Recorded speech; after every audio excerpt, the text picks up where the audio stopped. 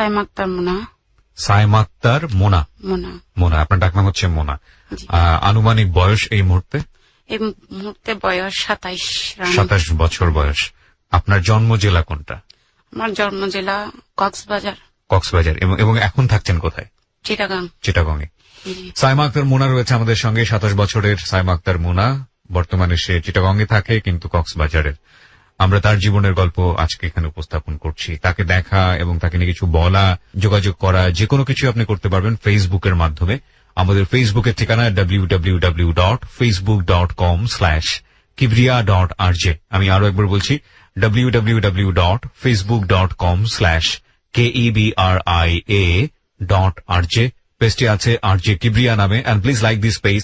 Like দেওয়ার সঙ্গে সঙ্গে আপনি আমার হ্যালো ইট 920 মেম্বার হয়ে যাবেন। মনে আমরা শুরু করি, আপনি একেবারে ছোটবেলা থেকে যেখান থেকে বলতে চান মন খুলে বলুন। আমার বয়স যখন 7 বছর, আমার বাবা ছিলেন মাছ ব্যবসার কেশিয়ার। কক্সবাজারে বিশিষ্ট মাছের ব্যবসা করতেন আমার বাবা, ওখানকার কেশিয়ার ছিলেন। আমরা 2 ভাই 2 বোন ছিলাম তখন। জি।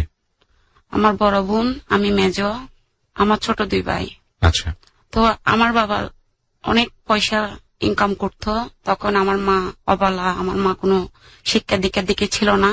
তো আমাদের বাসায় আমার 3 নাম্বার খালামণিটা থাকতো, আমরা যেহেতু ভাই বোন ছোট। আচ্ছা আচ্ছা।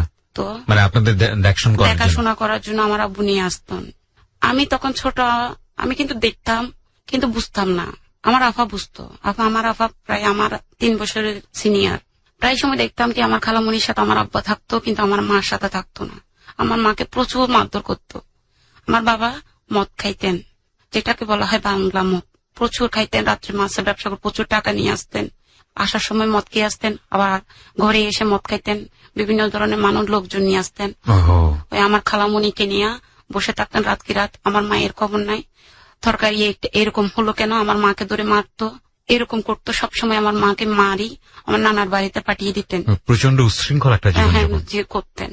আমার যতটুকু মনে আছে 1997 ইংরাজি কক্সবাজার জেলাতে একটা ঘূর্ণিঝড় হয়েছিল, মারাত্মক একটা সাইক্লোন। হ্যাঁ, তখনকার ঘটনা আমার যতটুকু মনে আছে। ঘূর্ণিঝড়ের 1 মাস আগে আমার নানা, বার ছিল রোববার, তো আমার নানা কি করছে, একটা ছুরি নিয়ে আমাদের বাড়িতে আসে। আমাদের বাড়িতে আসে ছুরি নিয়ে আসে। এখন আমার মাকে জানি কি বলে, কি জানি বলে। আমার মা কান্না করে, কি হলো দেখতেছি যে বলে যে কি আব্বা চলে গেছে কালামণিকে নিয়ে। আমি কি খুশি। আমি আমাদের একটা পেয়ারা গাছ ছিল আমাদের বাড়ির একদম উঠানের মাঝখানে, ওখানে কিছু আমার সমবয়সী বান্ধবীদেরকে বলতেছি কি মজা, আমার আব্বু তো চলে গেছে আমার খালামণিকে নিয়ে। আমি এভাবে বলি। আমার নানা মনে করছে কালামণিকে আমাদের বাড়িতে নিয়ে আসছে। তো আব্বু চলে যায় ফলাই আমাদেরকে। তখন মনে হয় আমার মনে যতটুকু সম্ভাবনা 1 মাস বা 2 মাসের মধ্যে ঘূর্ণিঝড়টা হয়। আচ্ছা, ঘূর্ণিঝড়ের আগে চলে যায়। তখন আমার বাবা যখন মাছের ব্যবসা করতেন, আমাদের এখানে প্রায় এনজিওতে গ্রামীণ ব্যাংক বলা হয় যেটা কিস্তি নেয়, তখন আমার মাকে কত হাজার টাকা জানিলে ঋণের মধ্যে বাজার দিয়ে চলে যায় আমার আব্বা। আর আমার মা কিছু না জানে, কাজ না জানে, আমাদেরকে খাওয়াবে এতগুলা ভাই বোন, কি করবে? আমার মা এগুলো কেমনে শোধ করবে? আমার মা আমাদের মুসলিম পাড়া, আমরা যেহেতু আমি বলি নাই, আমি যেহেতু একটা বৌদ্ধ ধর্মের মেয়ে ছিলাম। বৌদ্ধ ধর্মের ছিলেন? আমি বৌদ্ধ ধর্মে ছিলাম। আচ্ছা। তো আমাদের দক্ষিণ পাশে ছিল বড়ুয়া পাড়া, উত্তর পাশে ছিল মুসলিম পাড়া। কিন্তু বড়ুয়াদের সাথে আমাদের সমালোচনা খুব কম ছিল, কিন্তু মুসলিমদের সাথে বেশি ছিল। মুসলিমদের সাথে ওঠা বসা বেশি ছিল। ওই মুসলিমের পাড়ার মধ্যে যেখানে মেম্বার বলতো, আমাদের এখানে মেম্বার নাম বলে দিই, বাবুল মেম্বার বলতেন।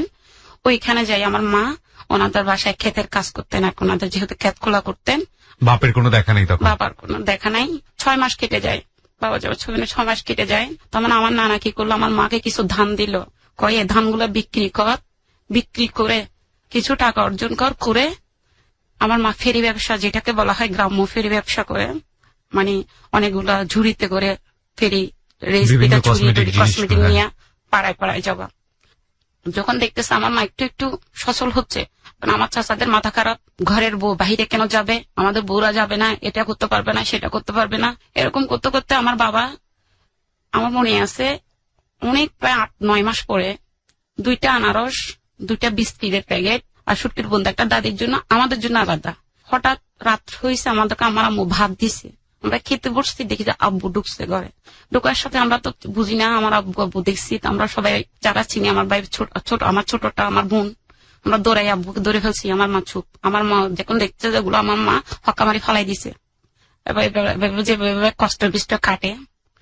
এরপরে যাই ভাইয়া আমাকে, আমি আর মনে হয় 98, আমি 8-9 বছর হয়ে যাই।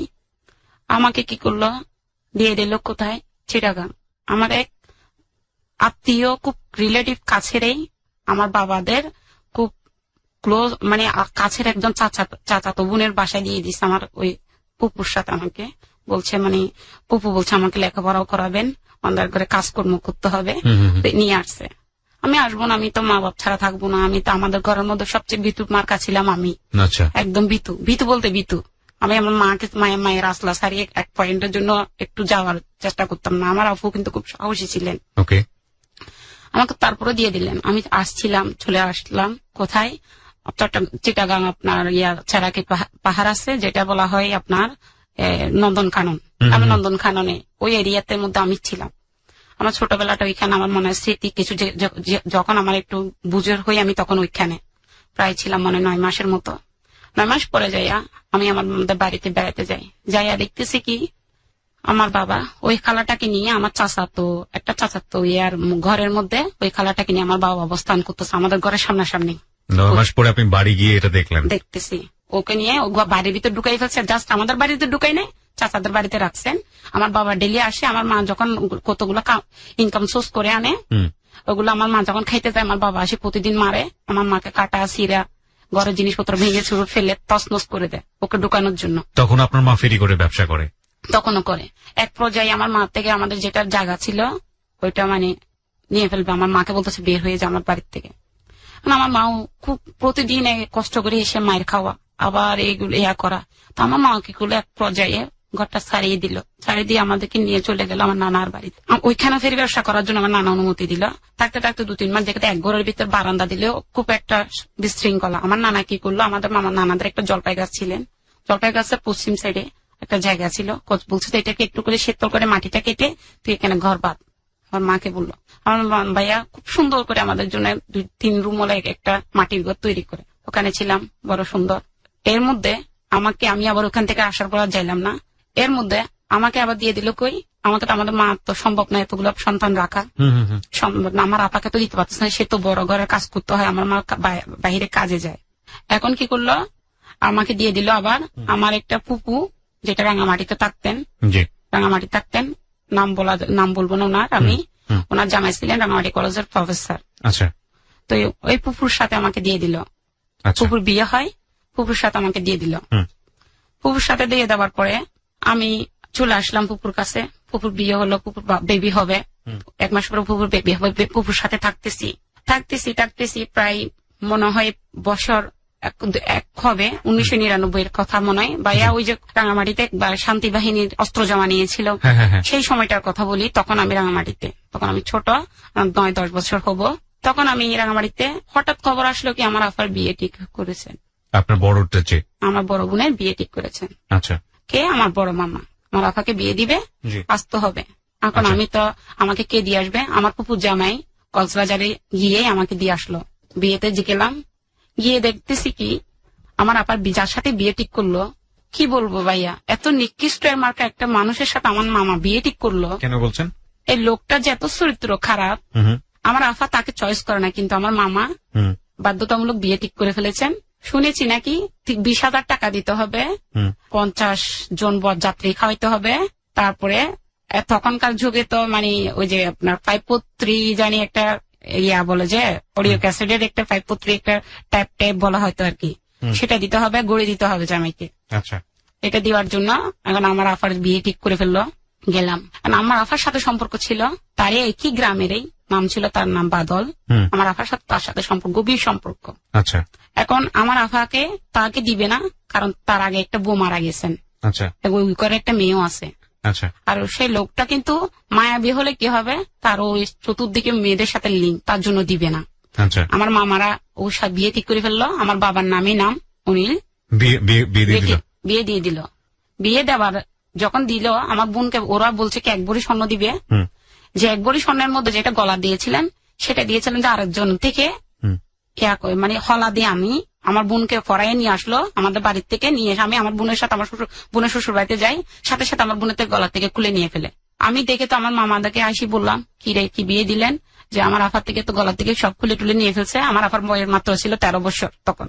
ওইখান থেকে আমাদেরকে নিয়ে আমার মা ওখানে চলে আসে, ওই জায়গাতে চলে আসে। চলে আসার পরে আমরা 3 ভাই 2 বোন। আমার আফা বাদলের ঘরে দিয়ে দিল, আমার মা আবার আনি ঢাকার থেকে আনি, আচ্ছা। নিজের হাতে যাই মেয়েকে বাদলের ঘরে দিয়ে দিল, দিয়া কক্সবাজারে বাসা নিয়ে দিল। নিয়ে দেওয়ার পরে আমি আছি রামুতে। আমি রামুতে এক পরিবারের সাথে আছি, খুব ভালো ফ্যামিলি, আমাকে ওখানে ওরা লেখাপড়া করাচ্ছে বাবা ভাইয়া বলতে গেলে আমার মানে এইভাবে এরকম কোন রকম ডিস্ট্রিবিউট করে একজনকে আরেক জায়গায় আরেকজনকে কোন রকম ব্যবস্থা করে আমাকে লেখাপড়া এইভাবে করাচ্ছে, ওদের বইগুলা ওদের মেয়ের সাথে আমাকে পড়াচ্ছে দিতেছে। আমার একটা আগ্রহ ছিল, ওদের সবার সাথে মিয়া করতাম। সেখান থেকে আমার মনে আছে যে তখন 2001 সাল, 1 সালের কথা, আমার আফা বিয়ে বাদলের সাথে দিয়ে দিল আমার মা। আমি চিটাগাং আসবো, আমাদের ঘরে প্রচুর অভাব, তখন কিছুই নেই। আমার ভাই যেটা আমার ছোট একটু বড় হয়েছে, পত্রিকার হকার আছে না, আমার ভাই হকারি করে, পত্রিকার হকারি করে সে। জি হ্যাঁ। আচ্ছা। তখন কি করলাম 2001 সালে মাস ছিল যে জুন কি জুলাই মাস, আমাদের পাশের একটা গ্রামের মেয়ে ছিল, সে চিটাগাং থেকে গার্মেন্টস চাকরি করতেন। কষ্টের কথা বলাতে ওই মেয়ে বলে যে আমাকে আমার সাথে আয় চল, আমি তোকে চাকরি দিব, আচ্ছা আমার সাথে রাখবো। আমিও রাজি হয়ে গেলাম। এটা কি আপনার মা জানতো, ফ্যামিলির লোকজন জানতো? আমার মা জানতো। তো জানার পরে আপনাকে তারা দিল চিটাগাং যেতে? হ্যাঁ, চিটাগাং আসতে দিল। আচ্ছা, চিটাগাং আসতে দিল। আর আমি আসলাম, এখন ভাইয়া আসতে হলে 1 মাসের খোরাকি নিয়ে আসতে হবে, জি, যেহেতু আমি থাকবো কই খাবো কই। এখন আমি তারপর আমার কত বছর বয়সে আপনি চিটাগাং আসলেন? আমি 12 সাড়ে 12 আমার 13 বছর এরকম। 13 বছর বয়সে আমি চিটাগাং আসলেন। আমি একটু লম্বা হয়েছি, কিন্তু আমার স্বাস্থ্য একদম ছোট। তারপরে আমাকে তিনি নিয়ে আমি চলে আসার সময় আমার ভাই যেটা ছোট হকার, পত্রিকার হকার করে, তখন আমার পাসপোর্ট সাইজের ছবি লাগবে। আমার ভাইটা আমাকে ছবি বাইর করে দিল 4 কপি। আমাকে আসার সময় গাড়িতে 90 টাকা দেয়। আর তখন আমাদের কক্সবাজারের ভাড়া ছিলেন চিটাগাং থেকে 70 কি 75 টাকা ভাড়া ছিলেন মনে হয়। আমার ভাই আমাকে 90 টাকা দেয়। আমি ওই টাকাটা লইয়া আমি চিটাগাং আসি। আসার পরে এবার ইপিজেড এর মধ্যে ঢুকি। সব আমাকে যেটাতে হ্যাটস এন্ড ব্যাগ, যেটাকে টুপি তৈরি হইতো, ক্যাপ, মাথার ক্যাপ তৈরি হইতো, তো ওই জায়গার মধ্যে আমাকে নিয়ে যায়। ওই মেয়েটা ওইখানে জব করে। তখন আমাকে কি করলো, ওখানে ইন্টারভিউতে নিয়ে যায়। আমাকে ছোট বলে বের করে দিল। মানে এত ছোট বাচ্চাদের কি করবে? হ্যাঁ, ছোট বের করে দিল। ওখানে একটা মেডিকেল একটা টেস্ট আছে, মেডিকেলে গেলে আমাকে ডাক্তাররা বের করে দেয়। এত ছোট মেয়ে, ওর এটা কোনো বডি কিছু নাই, ইয়া নাই, ওর কেমন হবে। আচ্ছা, ওই বিনা মেয়েটা ওইটা চেষ্টা করতেছে। আচ্ছা, তারপরে যে ডাক্তারটা ইয়া নেয়, সেটা বিনার একটা আত্মীয়, খুব মামা, উনি শিশু বলতে হয়, নামে বলতে হয়, চিটাগাঙের একটা বিশিষ্ট ডাক্তার ভাগদন বড়ুয়া। ওনার চেম্বার আমাকে সন্ধ্যায় নিয়ে যায়। ওনাকে বুঝাইয়া বলে যে মেয়েটার কেউ নাই, মা বাবাও নেই, খুব অবস্থা খারাপ, মামা আপনি একটু কালকে বলে একটু রিকোয়েস্ট করে মেয়েটাকে ঢুকান। ডাক্তার ভাগদন বড়ুয়া বলাতে আমার বয়স 17 বছর বলে আমাকে ওখানে নেওয়া হয়। 13 থেকে 17 বানিয়ে আপনাকে ওখানে নেওয়া হলো, শুধু দুটো কাজের আশায়। জি। এখন এই চাকরি কালীনে, ওই বাসা থাকা কালীনে আমি বিনা নামের মেয়েটার সাথে আমরা ফ্রি ফুডে ব্রেস্টার কলেজ, একটা ব্রেস্টার সুলতান আহমেদ চৌধুরী কলেজ বলা হয়, এখানে থাকি। আমার বোন যেটা বিয়ে দিল বাদলের কাছে, ওই যে বললাম প্রেগনেন্ট অবস্থায় আমি চাকরি 4 মাস পরে ফিরে যাই, দেখি যে আমার বোন আমার বাড়িতে চলে আসে, পাঠাইতে আমার বোনকে। আমরা ভাবলাম যে বা প্রেগনেন্সি তাই মার কাছে পাঠিয়ে দিল, পরে হলে চলে যাবে। দেখি যে সে নাকি আমার বোনকে নিবে না। তো আমার বোনের বাচ্চাটা হবার পরে, মেয়েটা হবার পরে যখন ওর জামাইকে খবর দেওয়া হলো, সে আসবে না, সে মেয়েকে সে দেখবে না, সেটা বলা। আমার বোনের কি করে, বাচ্চার প্রতি আমার বোনের কোনো দরদ নাই। একদিন কি করলো ভাইয়া, আমার বোনের মেয়ে, ওই ছোট্ট 6 মাসের বাচ্চাকে আমার বোন রেখে চিটাগাং চুরি করে চলে আসে বাড়ির থেকে। আমি যখন চাকরি থেকে আসি, আমার বাসার একটা কলিকে আমাকে আফা বলতেছে যে আজকে তোমার বোনকে না আমি দেখছি। কই দেখছেন আপনি আমার বোনকে? হ্যাঁ আমি দেখছি, শাড়ি পরা রিক্সায় করে আসতেছে, কই দিক দিয়ে আসতেছে। হয়তো কই আমার বাসাতে আসে নাই। তো আমার একটা দুঃসম্পর্কের পরিচিত মামা আছে, মামার বাসা আমি চিনি, আমি জানি যে সে হয়তো মামার বাসায় আসছে। গেলাম মামার বাসায়, দেখি যে ভিতরের রুমে মামার পাশে বসে আছে, আমাকে দেখে কান্না করে দিচ্ছে। বোনকে যখন কান্না করে দিতে দেখলাম, ভাইয়া আর কিছু বলতে পারলাম না। বললাম যে তুই এখানে কেন, বাচ্চা কই? কয় বাবুকে রেখে আসছি। কার কাছে রেখে আসছস? কয় আম্মার কাছে। তুই 6 মাসের বাচ্চাকে কিভাবে হয় কি করব? অভাবে অটনে আর সহ্য হয় না। ওকে পাহারা দিয়ে বসে থাকলে তো পেট চলে না। এইভাবে বলাতে আমার বাসায় আমার বোনকে নিয়ে আসলাম। বোনকে অনেক বুঝাইলাম, 2-3 দিন সময় দিলাম। বললাম কি, শোন, তুই আবার যেভাবে হোক কষ্ট করে হলে তোর জামাইয়ের ঘরে ফিরে যা, বাচ্চাটাকে নিয়ে, তোর একটা বাচ্চা আছে, চাকরি করিস না। না, সে চাকরি করবে। তখন আমি বললাম আচ্ছা ঠিক আছে থাক, আমি তোকে চাকরি নিয়ে দিতে পারবো না, নিজে নিজে খুঁজে নিবি। আমি আমার বোনকে সেটা বললাম। অথচ ও আমার বড়, আমি ওর ছোট। এটা বলা তো ও রাজি হয়ে গেল। তারপরে 2 দিন পরে আমার বোনে চাকরিতে খুঁজতে বের হয়ে গেল।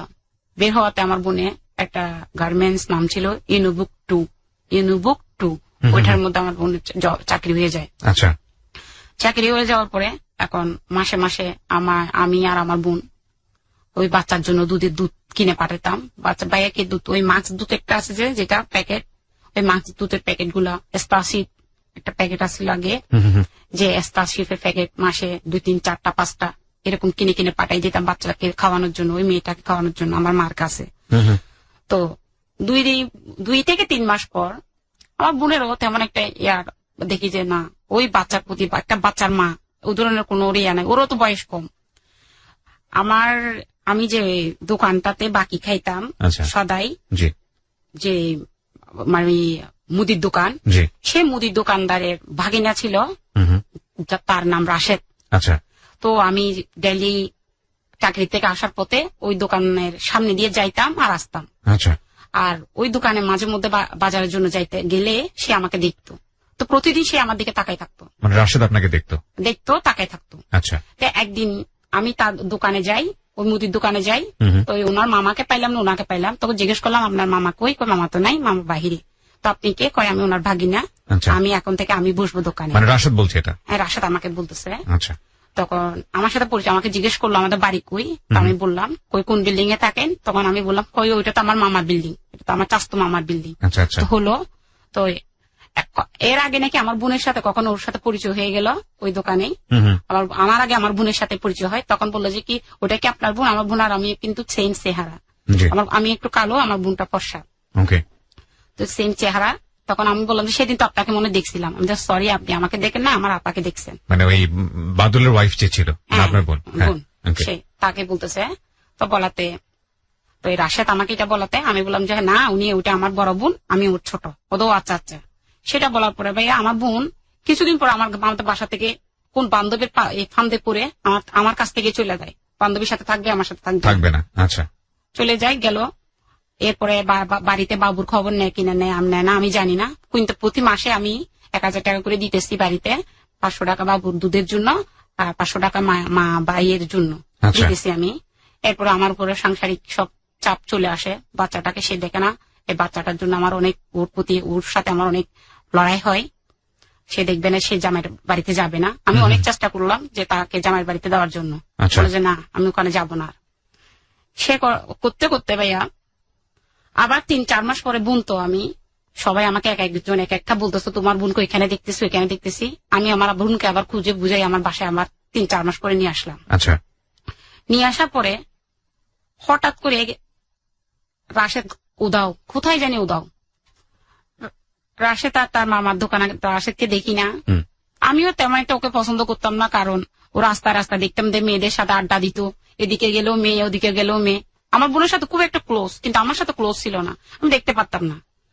তো প্রায় 4 মাস পরে 2002 সালে কথা, আমি যাচ্ছি সন্ধ্যাবেলায় একদিন 7টার দিকে ব্যারিস্টার কলেজের মেন রোডে যাব। ও ব্ল্যাক স্যুট ছিল পরনে, একটা গেঞ্জি একটা শার্ট পরানো, হাতে কতগুলো বিয়ের কার্ড। হ্যাঁ, বিয়ের কার্ড। আমাকে সামনে দেখা, হঠাৎ করে আমাকে দাঁড় করে ফেললো। আমাকে বললো হেই স্বপ্না, আমার মা বাবা আমার নিকনেম দিয়ে দিয়েছিলেন স্বপ্না। আচ্ছা, হেই স্বপ্না।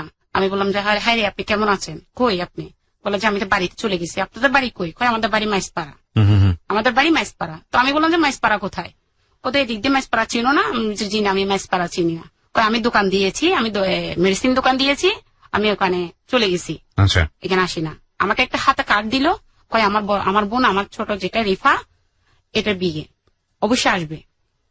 তোমার বোনকেও বলেছি। কেন আমরা আমার বোনকে কখন পাইলেন? হয় তোমার বোনের সাথে আমার যোগাযোগ আছে তো, আচ্ছা আচ্ছা, তোমার বোন আমার কাছে আসে তো, কখনো কখনো আমার আপা নাকি ওর কাছে যাইতো। ওই আমার আফার ক্ষেত্রে কি করছে, একদিন ও আমাদের বাসায় 2টা বন্ধু নিয়ে আমাদের বাসায় বেড়াইতে আসে। আসে দেখলাম আমি, আমার বোন আমার নিচতলায়, আমার বোন বান্ধবী ছিল ডালিয়া নাম, বরিশালের মেয়ে ছিলেন। ওদের সাথে আমার একটু ভালো বোন তো আমি চাকরি পর ওখানে আড্ডা, ওখানে আড্ডা, আমি ওখানে গেলাম, দেখলাম উঠে বাসায় আসলাম, দেখি যে রাশেদ তার সাথে 2 বন্ধুকে বসে বসে ল্যাপটপ আমাদের ঘরে বসা দেখতেছি, টিভি দেখে হা হা করে হাসতেছে। আচ্ছা, আমার আফাকে দেখলাম চাটা বানাই দিতেছে। আমার আফাকে আমি নিচে একটু করে ডেকে বললাম যে এগুলো কি, একে নাচতে দিচ্ছিস কেন? তখন আমাকে বললো যে দূর কথা বলিস না, এরা চলে যাবে, এবং বেশিক্ষণ থাকবে না। এই কথাটা বলার পরে ও আসছে 7টায়, গেছে রাতে 12টায়। এই রাশের ছেলেটা বসে বসে আড্ডা বোনের সঙ্গে। হ্যাঁ, আমাদের বোনের সাথে আরো রুমমেট মেয়েরা ছিল, আমাদের রুমমেট তো প্রায় 8জন মেয়ে ছিলাম আমরা ওইখানে। আমি একজন ছিলাম না, শুধু ও আসতো শুধু আমার আশায়। তারপরে যাই, একদিন পর পর চলে আসতো, একদিন আসছে রাশেদ আমাকে বলে কুচ্ছিল, আমার বোনকে বলতেছে স্বপ্না কই, আমার বোনের নাম আবার বলবো না, নাম ছিল প্রবলেম না বললেও সমস্যা নেই, আমার বোনের আমার নামের সাথে মিলিত। তখন বলতেছে যে কি স্বপ্না কই, আমার বোন বলতেছে ছাদে, আর ওই কই হবে ছাদে আর কি। তো রাশেদ দেখলাম যে ছাদে উঠে গেল। তখন আমাকে বললো যে হ্যাঁ হে স্বপ্না। আমি যে কিরে, পিছন থেকে না দেখে সালাম দিলাম, বললো মৌ সালামটা নিল, নেওয়ার পরে ওর একটা সাথে দেখলাম যে একটা কোন একটা নাকি চাস্তু কালো ফুফাতো ভাই, নাম ছিল খোকন। তো ওটাকে দেখলাম সাথে দাঁড়ালো। তখন আমাকে বলতেছে আমি প্রতিদিন তোমাদের বাসায় আসি কিন্তু তোমাকে দেখি না, তুমি থাকো না কেন? তো আমি বললাম যে আপনি তো আমার কাছে আসেন না, আপনি তো আসেন আমার আপার কাছে, তো আপা তো আছে, আমার তো আমাকে তো আর লাগতেছে না। তুমি জানলা কিভাবে যে আমি তোমার আপার কাছে আসি? আমাকে বলেছে। তো আমি বললাম তো আপনি তো আমার বন্ধু না, আপনি তো আমার আপার বন্ধু। আমি আপনার আপার বন্ধু, আমি সবার বন্ধু, আমাকে বলে। এটা বলার পরে গেল সে। এভাবে যাওয়ার পরে ভাইয়া 2002 লাস্টে তার মামা, ছোট মামার বিয়ে, রাশেদের ছোট মামার বিয়ে। আমরা যেহেতু ওদের দোকানে, ওর 5 নম্বর মামার দোকানে যেহেতু আমরা সদাই বাকি খাইতাম, সেই জন্য আমাদের বাসার সব রুমমেট মেয়েদেরকে ইনভাইট করে, কেন দাওয়াত করে। দাওয়াত যেহেতু করে, আমরা কি করি, আমার ভাই একটা ছোট থেকে আমার একটা অভ্যাস ছিল যে বিয়েতে গেলে আমি গায়ে হলুদতে যাই, বিয়েতে যাই না। আমার গায়ে হলুদটা বেশি পছন্দ, গায়ে হলুদ পছন্দ, আমার এটা একটু বেশি পছন্দ। তা আমি বললাম যে আমার আপাকে বললাম যে আমি রিয়েলি আমি যাবো রে। আমাকে বলো যে ওখানে কেমনে যাবে, কতগুলো মানুষ, কোনো পয়সা আলাদা আসবে রে, এই সেই বলে আমাকে। আমরা গরিব হয়েছি, কি হয়েছে, আমরা বিয়ে দেখবো, আমরা গায়ে হলুদে কি শাড়ি পরবো, এটা ম্যানেজমেন্ট করতে গিয়ে আমার আফার বান্ধবী একটা বাসায় নিয়ে যায় আমাকে। বাসায় নিয়ে যাওয়াতে এখানে দেখতে কিছুটা কাছাকাছি রাশেদের দোকান। আমাকে বলো যে এদিক দিয়ে যাবি, আমি যে কই এখানে রাশেদের দোকান। কোন রাশেদ? বলে যে ওই রাশেদ, শাহিদের মামা, শাহিদের বাগিনার দোকান। তো বলে যে তুই কিভাবে চিনস? আই না, আমি ভাইয়া দেখতেছি আমার বোন আমাকে ওর দোকানে ঢুকাই দিল, ও সহ রাশেদের দোকানে, রাশেদের মেডিসিন দোকান, পিছনে কেবিন আছে, ডাক্তারের কেবিন যেটা আছে, ওখানে বেড আছে। আমাদেরকে বসালো 2টা বন্ধু সহ, আমাদেরকে স্প্রাইট আইন দিল মনে হয়, সম্ভবত দিল, খাইলাম। আমার আফাকে আমি প্রশ্ন করলাম তুই কেন আসছিস কখন? আমার আফা আমাকে বলতেছে না, কিন্তু ওর একটা বন্ধু বলে যে আমার আফা নাকি সবসময় এখানে যায়, রাশেদের দোকানে সবসময় আমার আফা যায়, এটা বলে। রাশেদের সাথে কোন দুষ্টামি করলাম। ওই দিনের পর থেকে রাশেদের সাথে আমি একটু ক্লোজ হয়ে যাই, কেমন একটা জানি ওর প্রতি আমার একটু অন্তরঙ্গ আড্ডা দেওয়ার পর একটু দুর্বলতা তৈরি হয়। 2 দিন পরে তাদের গায়ে হলুদে গেলাম, সবাই শাড়ি পরলাম, আমি শাড়ি পরলাম। শাড়ি পরাতে ওর মামার ওইখানে বিরাট এক প্যাকেজ অনুষ্ঠান করে, যেটা গানের মানুষরা, অধিকাংশ মানুষেরা প্যাকেজ করে, নাচ গান বেশি এগুলো করে, হ্যাঁ পছন্দ করে, প্যাকেজ করলো। ওখানে ভাইয়া প্যাকেজের মেয়েরা নাচতেছিল, যেটা আমার জীবনে প্রথম ফার্স্ট টাইম প্যাকেজের মেয়েরা নাচতেছিল। নাচতে নাচতে একটা গানের মধ্যে প্যাকেজের মেয়েদের সাথে আমিও স্টেজে উঠে যাই, নাচতে নাচতে আমি উঠে যাই। আমি প্যাকেজের মেয়েদের সাথে নাচছি। তখন রাশেদে দূরের থেকে তাকিয়ে থাকে আমাকে, রাশেদ আমাকে ইশারা দিয়া, মানে হাতের আঙ্গুলে ইশারা দিয়ে বলতেছে যে নামো। নেমে গেলাম। তারপরের দিন ভাইয়া বৃহস্পতিবার রাত ছিল, শুক্রবার দিন ছিল। শুক্রবার আমার আফার ডিউটি খোলা ছিল, আমার বন্ধ ছিল। তার মামার বাড়ি থেকে 2টা বাচ্চা, ছোট ছোট বাচ্চা আসছে, তার সম্ভবত রাশেদের মামাতো ভাই বোন হবে, আসছে। বলে যে আপনাদের মধ্যে আমার আফার নাম বলছে, আপনাদের মধ্যে এই নাম কার? আমি বলে যে এটা তো আমার আফার নাম। ওনাকে আমাদের বাসায় যেতে বলছে। আমি বললাম যে যাও, উনি তো চাকরিতে, উনি আসলে আমি বলবো না, উনি যাবে।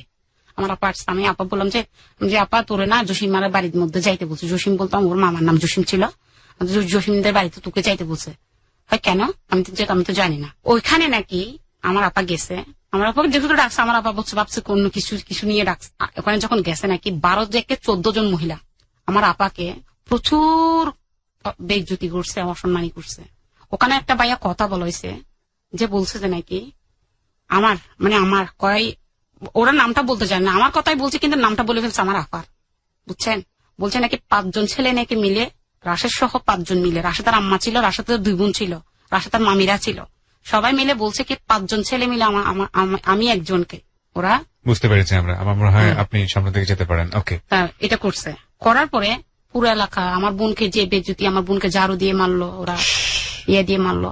ভাই ওদের বাসার থেকে এসে আমার বোন আমাকে যে মারে, এত মাইর দিছে আমাকে বলার বাইরে। আমি শুধু একটাই বলতেছি, কেন মারতেছিস আমাকে, এটা বল না, কেন মারতেছিস সেসব বল না। আমাকে বলতেছো তুই এটা করতে গেলি কেন, আমি বললাম আমি কি করলাম, তুই আমার বল না, তুই আমার মারতেছিস কেন। তারপর থেকে ভাই আমি আর রুম থেকে বেরোতে পারি না, রুম হাঁটি যাইলে রাস্তা দিয়ে বলে যে কি ছেলেরা, এলাকার ছেলেগুলো সব আমার ফ্রেন্ড হয়ে গেল না, মেয়েরাও ফ্রেন্ড হয়ে গেল না, ছেলে আমার এলাকার ফ্রেন্ড গুলো বলে কি আমরা কি কোন দিকে কম ছিলাম না রে। তো ভাইয়া বেরোতে পারতাম না। আমাদেরকে কি করলো, দিনে দিনে বাসা ছাড়তে বলে এখান থেকে। 2 দিনের মধ্যে বাসা ছাড়ে দিত। ওর মা, ওর বোনেরা, ওর মামারা মিলে এত ক্ষমতাশীল, 2 দিনের মধ্যে আমার নামে মিথ্যা হবা তো তুললো এবং আমাকে 2 দিনের মধ্যে বাসা ছেড়ে দিতে বললো। বাসা ছেড়ে দিতে বলাতে আমরা কি করবো, 2 দিনের মধ্যে বাসা কই পাবো খুঁজতে। এখন আমার রুমমেট মেয়েগুলো সবগুলাই আবার বিপদে পড়ে গেল না আমার জন্য। এখন বাসা খুঁজে ওরা তো রুমমেট মেয়েগুলো তো আমাদের সাথে লেগে গেল। আমার আফার সাথে তোরা 2 বোনের জন্য আজকে অবস্থা, আমাদের সবাই বাসা ছাড়তে হচ্ছে বদনাম, আমরা রুমের মেয়েগুলো কলঙ্কিত। এই বলাতে বাসা পাইলাম কোথায়, 4 তলাতে ওর মামার বাড়ির গেটের সামনে, মানে রাশেদের মামার বাড়ির গেটের সামনে পাইলাম। বাহার বিল্ডিং বলা হইতো, নামটা ছিল বাহার বিল্ডিং, ওখানে পাইলাম 4 তলায়। প্রিয় শ্রোতা, আমরা এখানে ছোট্ট একটা কথা বলতে চাই আপনাদেরকে। আমরা ছোট্ট একটা ভিডিও লিংক আমরা দিয়ে দিয়েছি ফেসবুকে। এই যে কথাগুলো ভদ্রমহিলা বলছিলেন, এই কথাগুলোর উপরে আপনি একটা ভিডিও লিংক পাবেন, এবং এখানে এই ভিডিওতে এই ভদ্রমহিলা ছাড়াও, মানে সাইমা ছাড়াও আরো একজন ছোট্ট একটা মেয়েকে দেখা যাবে। সে গল্পের প্রসঙ্গে হয়তো বা আচ্ছা, তুমি আমার পাশে একটু, তোমার নামটা একটু বলো। রাফিয়া হচ্ছে নাম, হয়তো আপনারা দেখতে পাচ্ছেন। এবং ওর গল্পের ঘটনাটা আসলে কি সেটা আমরা ওয়াচ স্টুডিওতে সেটা আমরা বের করব। ঠিক আছে, তো ভিডিওটা যদি আপনারা দেখতে চান তাহলে সবাই চলে যাবেন আমার ফেসবুক পেজে। ফেসবুকের ঠিকানা www.facebook.com/kibria.rj। আমি আবারও বলছি www.facebook.com/kebria.rj। পেজটি আছে RJ কিবরিয়া নামে, and please like this page. Okay, হ্যাঁ বলুন। তারপর আমরা বাসা তো নিলাম আমাদের পাশে। এখন আমার পেছনে ওর মামারা, ওর মা, পাশের মা মানুষ লাগিয়ে দিল। আমি কই যাইতেছি, কি করতেছি, কার সাথে কথা বলতেছি, আমি কোথাও বেরোতে পারতেছি না। এখন আমি ঘরবন্দি, আমি কোনো জবও করতে পারতেছি না পারতেছি স্কুলে যাইতে। কি করবো ভাইয়া? এখন আমার একটা বন্ধু ছিল, নাম ছিল আকাশ, রাশেদকে চিনে, রাশেদের দোকানের পাশে তার বাসা ছিল। আমি তার দিয়ে রাশেদের কাছে খবরটা পাঠাইলাম, বললাম যে আকাশ তুই রাশেদকে বলবি যে আমার কি এমন অপরাধ ছিল যে অপরাধের সাজাতে সে এভাবে করে দিল। ও এসে কিছু একটা বলতে পারতো, ওর যদি কোনো কিছু বলার থাকতো ও এসে বলতে পারতো। ওর মা বোনকে এভাবে লাগাই দিল কেন, ওর মামিদেরকে লাগাই দিল। ওর সাথে আমার যেটাই হলো না, আজকে আমার দুনিয়ার কাছে আমি একটা কলঙ্কিনী মেয়ে। আমাকে 5 জনে এটা করছে সবাই। আমি ওর সাথে তখন কি করলো, যাইয়া বলো ও রাশেদ নাকি, রাশেদকে যখন গিয়ে বলতেছে ওদের স্বপ্ন তোকে ইয়াটা বললো। এটা বলার পরে যখন রাশেদ শুনলো, রাশেদ বললো তো এটা তো আমি জানি না। রাশেদ কি করলো, আকাশের মাধ্যমে আমাকে একটা ভিজিটিং কার্ড পাঠাইলো, বলছে যে এই নাম্বারে আমার দোকানে ফোন দিতে বললে আমাকে ডাকি দিবে। আমি ফোন দিলাম, আমি বললাম যে আমাকে বললাম আমি যে আপনার পাশে যে ডাক্তার আছেন রাশেদ, ওনাকে একটু ডেকে দেন। ডেকে দেওয়ার পরে ডেকে দিল। আমি বললাম যে আমি আপনার সাথে দেখা করতে চাই এবং আমি আপনার সাথে আমার অনেক কথা আছে, এগুলো মোবাইলে বলা যাবে না। রাশেদকে আপনি বলছেন এটা? হ্যাঁ, আমি আপনার সাথে দেখা করতে চাই, আপনার সাথে মোবাইলে আমি কথাগুলো বলতে পারবো না, আমি কাঁদতেছি আর বলতেছি। তো বলে যে আচ্ছা ঠিক আছে, ওই তুমি সলকোলা ক্রসিং এ দাঁড়াইও 7:30 দিকে, আমি ওখানে আসবো। তো ভাই আমি সলকোলা ক্রসিং এ গেলাম। সলকোলা ক্রসিংটা হচ্ছে যে তাদের বাড়ির থেকে রাস্তা দিয়ে বের হওয়ার সময় আমাদের থেকে দূরে কিন্তু তাদের থেকে কাছে, আবার তার মামার বাড়ির পিছন দিয়া আমাকে ওদিক দিয়ে যাইতে বললো। তো কিন্তু আমাদের সোজা রাস্তা দিয়ে কিন্তু ওদের বাড়িঘর কাছে, কিন্তু ওই যে ক্রসিং বলতেছে ওদিক দিয়ে কিন্তু একটু ঘুরতে আর কি, ওই দিক দিয়ে আমাকে হেঁটে হেঁটে কথাগুলো বলার জন্য। এখন কি করলো, সে আমার সাথে কথাগুলো বলতে বলতে বলতে বলতে হেঁটে হেঁটে হেঁটে হেঁটে গেলাম কই আমার বাসার একদম ওর মামার বাড়ির পিছন দিয়া। ও আমার ওখান থেকে ওদিক দিয়ে কবরস্থান দিয়ে ড্রপ করে দিবে। কথা আচ্ছা ঠিক আছে তুমি চিন্তা করিও না, এটা আমি দেখবো। সে আমাকে এটা বলে, এটা বলার পরে আমি ভাইয়া আর ওকে কিছু বললাম না। আচ্ছা আচ্ছা ঠিক আছে ওকে। 3 দিন পরে কক্সবাজারের উদ্দেশ্যে রওনা হবো। আমি আসছি ব্যাগ নিয়ে, দেখতেছি আমার জন্য ওয়েটিং করতেছে। আচ্ছা আমার সাথে গেল, মানে রাশেদ গেল আপনাদের ওখানে? জি। একটা চেয়ার ছিল না আমাদের ঘরে, ভাঙ্গা একটা আপনার পালং। তো আমার ভাই যেটা ছোট ওইটা রাত্রে ঘুমাবে, আমাদের ঘরে একটা রুম, যেহেতু বাড়া থাকি একটা রুম। আমার ভাই মেজোটা, আমি, আমার বোনের মেয়ে, আমরা কার্ডে রাশেদ দেখেন একসাথে দিয়ে দিল আমাদেরকে রাশেদ। তবে আমি অনেক দূরত্বে রাশেদের থেকে। তো আমার বোনের মেয়েটা কাঁদতেছিল, ওর প্রচুর জ্বর ছিল তখন, আমাকে ছাড়াও থাকতেছে না, আর ওকে নিচেও রাখা যাচ্ছে না, শীতকালে দিন। আচ্ছা আচ্ছা। অ্যাডজাস্ট করে আমরা অ্যাডজাস্ট করে এভাবে ছিলাম রাত্রে থাকার পরে। এখন আমার বোনের মেয়েটা ওই রাত যখন হয়ে গেল তখন রাশেদের গায়ের উপরে পা তুলে দিল, ছোট মেয়ে পা তুলে দিল। এখন রাশেদ আবার, আমি তো তখন থেকে জানলাম ওর গায়ের উপরে কে পা দিলে ঘুম হয় না, উঠে গেল। তখন আমি কি করলাম, এখন রাশেদের পাশে তো আমার বোনের মেয়েকে রাখা যাচ্ছে না, আমি এখান থেকে নিয়ে ফেলার পরে আমি আমার বোনের মেয়েকে এক সাইড করে, আমার ভাই রিপন ও রাশেদ ওই সাইডে, রাশেদ মাঝখানে, আমার বোনের মেয়ে যে জায়গায় পজিশনে ছিল ওই জায়গাতে আমি গেলাম, আমার বোনের মেয়েকে এক সাইডে নিয়ে আসলাম। আচ্ছা। তার এখানে নিয়ে আসার পরে ভাইয়া রাশেদ আমাকে ওই জিনিসটার মধ্যে ওইটা নাই। তো আমার একটা অভ্যাস ভাইয়া, এখনো পচা অভ্যাস, যে আমার পাশে কেউ থাকলে আমি যাচ্ছে চার পা ধরে আমার পা তুলে দিয়ে ঘুমানোর, আমার এটা মানে এটা বাজে অভ্যাস। আমি কোন সময় নাকি তার মানে আর মধ্যে পায়ের মধ্যে আমার নাকি পা তুলে দিয়ে দিছি। আচ্ছা আচ্ছা। এখন ও বলে নাড়তে পারতেছে না, চাপতে পারতেছে না, মানে ওর এক ধরনের একটা ইয়ে হচ্ছিল। যাক, সারা রাত বলে ঘুমাই নাই, সকালে উঠছে, ঘুম থেকে উঠে দেখতেছে চোখ টোক লাল। তো আমি বললাম যে কিরে আপনি ঘুমান নাই রাত্রে, আপনি এই অবস্থা কেন? তো আমার বলতেছে কয় কালকে এগুলা কাজ করলা। আমি বলে কি? কয় আমারে তুমি চাপি ধরছো। তো আমি বললাম তো কই আমি আপনারা চাপি ধরলাম। কয় না তুমি চাপি ধরছিলা। আচ্ছা যাই হোক গেল ভাইয়া। তারপরে ওইখান থেকে আমাদের বাড়িতে যখন ও হাঁটে চলে ঘুরে, ওই পর্যায় থেকে ওর প্রতি আমার একটু একটু দুর্বলতা প্রকাশ হয়ে যায়, একটু একটু আমি ওর প্রতি কেমন জানি দুর্বলতা হয়ে যাচ্ছি। তারপর সেকেন্ড টাইম ও 2 জনের পরে শুয়েছে রাত্রে, মানে কি অবস্থা করতেছে যেটা আমি আপনাকে বুঝাইতে পারতেছি না, আপনি বুঝতেছেন হয়তো কি অবস্থা করতেছে। পাশে ভাইয়া আমি, আমার তখন বয়স আমার 16 রানী চলে, সেই অবস্থার মধ্যে ওই আমাদের বাড়িতে আমাকে, মানে আপনাদের মধ্যে এক ধরনের অনৈতিক সম্পর্ক হয়ে যায়? হ্যাঁ এখানে হয়ে যায়। হয়ে যাওয়ার পরে আমাদের বাড়িতে ফার্স্ট টাইম, তারপরে বিকালে কিন্তু সেটা চলে আসি। হওয়ার পরে আমি যখন ভাই এখানে আসি, আমি 2 দিন ওর সাথে ছিলাম, আমি ওর প্রতি একটা আকৃষ্ট হয়ে যাই যে ওকে ছাড়া আমার আর ঘুম হয় না। 2 রাত ওর সাথে ছিলাম, আমি ওর সাথে বিলছে, ওকে ছাড়া আমার ঘুম হয় না। তখন আমি ওর মানে বিরক্ত করা, ওর আমি যেমন মেসেজ করা, মানুষের মাধ্যমে মেসেজ দেওয়া, চিঠি দেওয়া, মানে দুজনকে আপনারা শুরু করে দিলাম। ওই সেম টু। এরপরে ভাইয়া 2 মাস 3 মাস ওর 1-1.5 মাস ওর কোনো দেখা থেকে আপনি বাড়িতে? হ্যাঁ আমি ওই সময়টা বাড়িতে, ওর সাথে আবার চলে আসি আমি। আচ্ছা। আবার চলে আসি। তারপর ভাইয়া আমি ওর সাথে আমার কোনো দেখা সাক্ষাৎ নাই 2-1 মাস। 2-1 মাস যখন ভাইয়া আমি পিরিয়ড হই নাই তারপর মাসে। মানে আপনি কি কনসিভ করে ফেললেন? একবারে কনসিভ করে ফেলছি। আমি জানি না কিন্তু কনসিভ, আমার 16 বছর বয়সে। আপনি জানেন না বিষয়টা কি? না আমি এটাও জানি না। আমি আমার আপাকে কেমনে ভেঙে বলে ফেলছি যে ওর সাথে ছিলাম, এটা বলি নাই। আচ্ছা। আমি বলছি যে আপা আমি এরকম হচ্ছি না কেন। তো ও বুঝতে পারছে রাশেদের সাথেই। তখন আমি এখন কি করব, আমার তো কোনো রাস্তা নেই। রাশেদ একদিন ও মোবাইল কিনে বলে ভাইয়া, মোবাইল কিনে রাখ। তখন আমাকে বলতেছে সবাই আমাকে ফোন দেয়, তুমি আমার ফোন দিলা না। আমি ওখান থেকে ফোন দিলাম, ফোন দিয়া বলতেছি যে কি, আমি শুধু একটা কথা, আমি কাঁদতেছি আর একটা কথা বলছি শুধু, আমি এই মাসে হই নাই। এ বলতেছে কি বলো। এখন আমাকে বলতে, আচ্ছা ঠিক আছে শুক্রবার তুমি বেশফিং, এদের একটা শপিং মহলের নাম হচ্ছে বেশফিং, বেশফিং এর সামনে তুমি দাঁড়াইও। এটি ইপিজেড এর চিটাগাং পতেঙ্গা যেটা ইপিজেড আছে, ইপিজেড এর মুখে এখানে বেশফিং এর সামনে দাঁড়াইও। শুক্রবারে দাঁড়ালাম, ও আসবে 2টা, 2:30, 3টা, 4টা, ও আসলো না। আমি বাসা খুব মলিন হয়ে ফিরে, আমি ভাবলাম সে মনে হয় এর তো মনে শেষ, আর আসলো না। মনটা কারো খুব কান্না করতেছি, কি করবো। ওইদিকে বোনও মন নারাজ, বাসার সামনে মেয়েদের সামনে কিছু বলতে পারতেছে না। তারপরের দিন ভাই ও আমার কাছে একটা চিঠি পাঠাইছে, তুমি এক কাজ করো, আগামীকালকে আমাদের এখানে কলসির দিঘির পার, মানে কলসির দিঘির পার একটা ওদের একটা এলাকা, সে কলসির দিঘির পারের গলির মুখ দিয়ে তুমি লাস্টে যাইয়া ওখানে দাঁড়াইও, আমি ওখানে ওদিক দিয়ে আমাদের বাড়ি দিয়ে আসবো। আমি ভাইয়া গেলাম, আমাকে নিয়ে গেল কোথায়, একটা নাসমা বেগম, একটা এটা সম্ভবত ইয়া করে আর কি অ্যাবর্শন করাই আমাকে ওনার কাছে নিয়ে গেল। নাজমা যখন আসছে বাসায় রাশেদ বেরিয়ে গেল গা, নাজমা ভাই আমাকে মানে অ্যাবর্শনটা করাইলো। আমি চিল্লাইতেছি, কাঁদতেছি। মানে আপনি যখন অ্যাবর্শনটা হচ্ছে তার আগ পর্যন্ত আপনি জানালেন না যে এটা কি হচ্ছে? এটা কি হচ্ছে আমি জানতেছি না। যখন আমাকে অ্যাবর্শন করাচ্ছে তখন আমি চিল্লাইতেছি আর চিল্লাইতেছি, কাঁদতেছি। তখন রাশেদ আমাকে এখান থেকে নিয়ে গেল, ওষুধপত্র নিয়ে দিল। নিয়ে গিয়ে আমি বাসায় গেলাম, বাসায় ওষুধপত্র খাইলাম, গেল।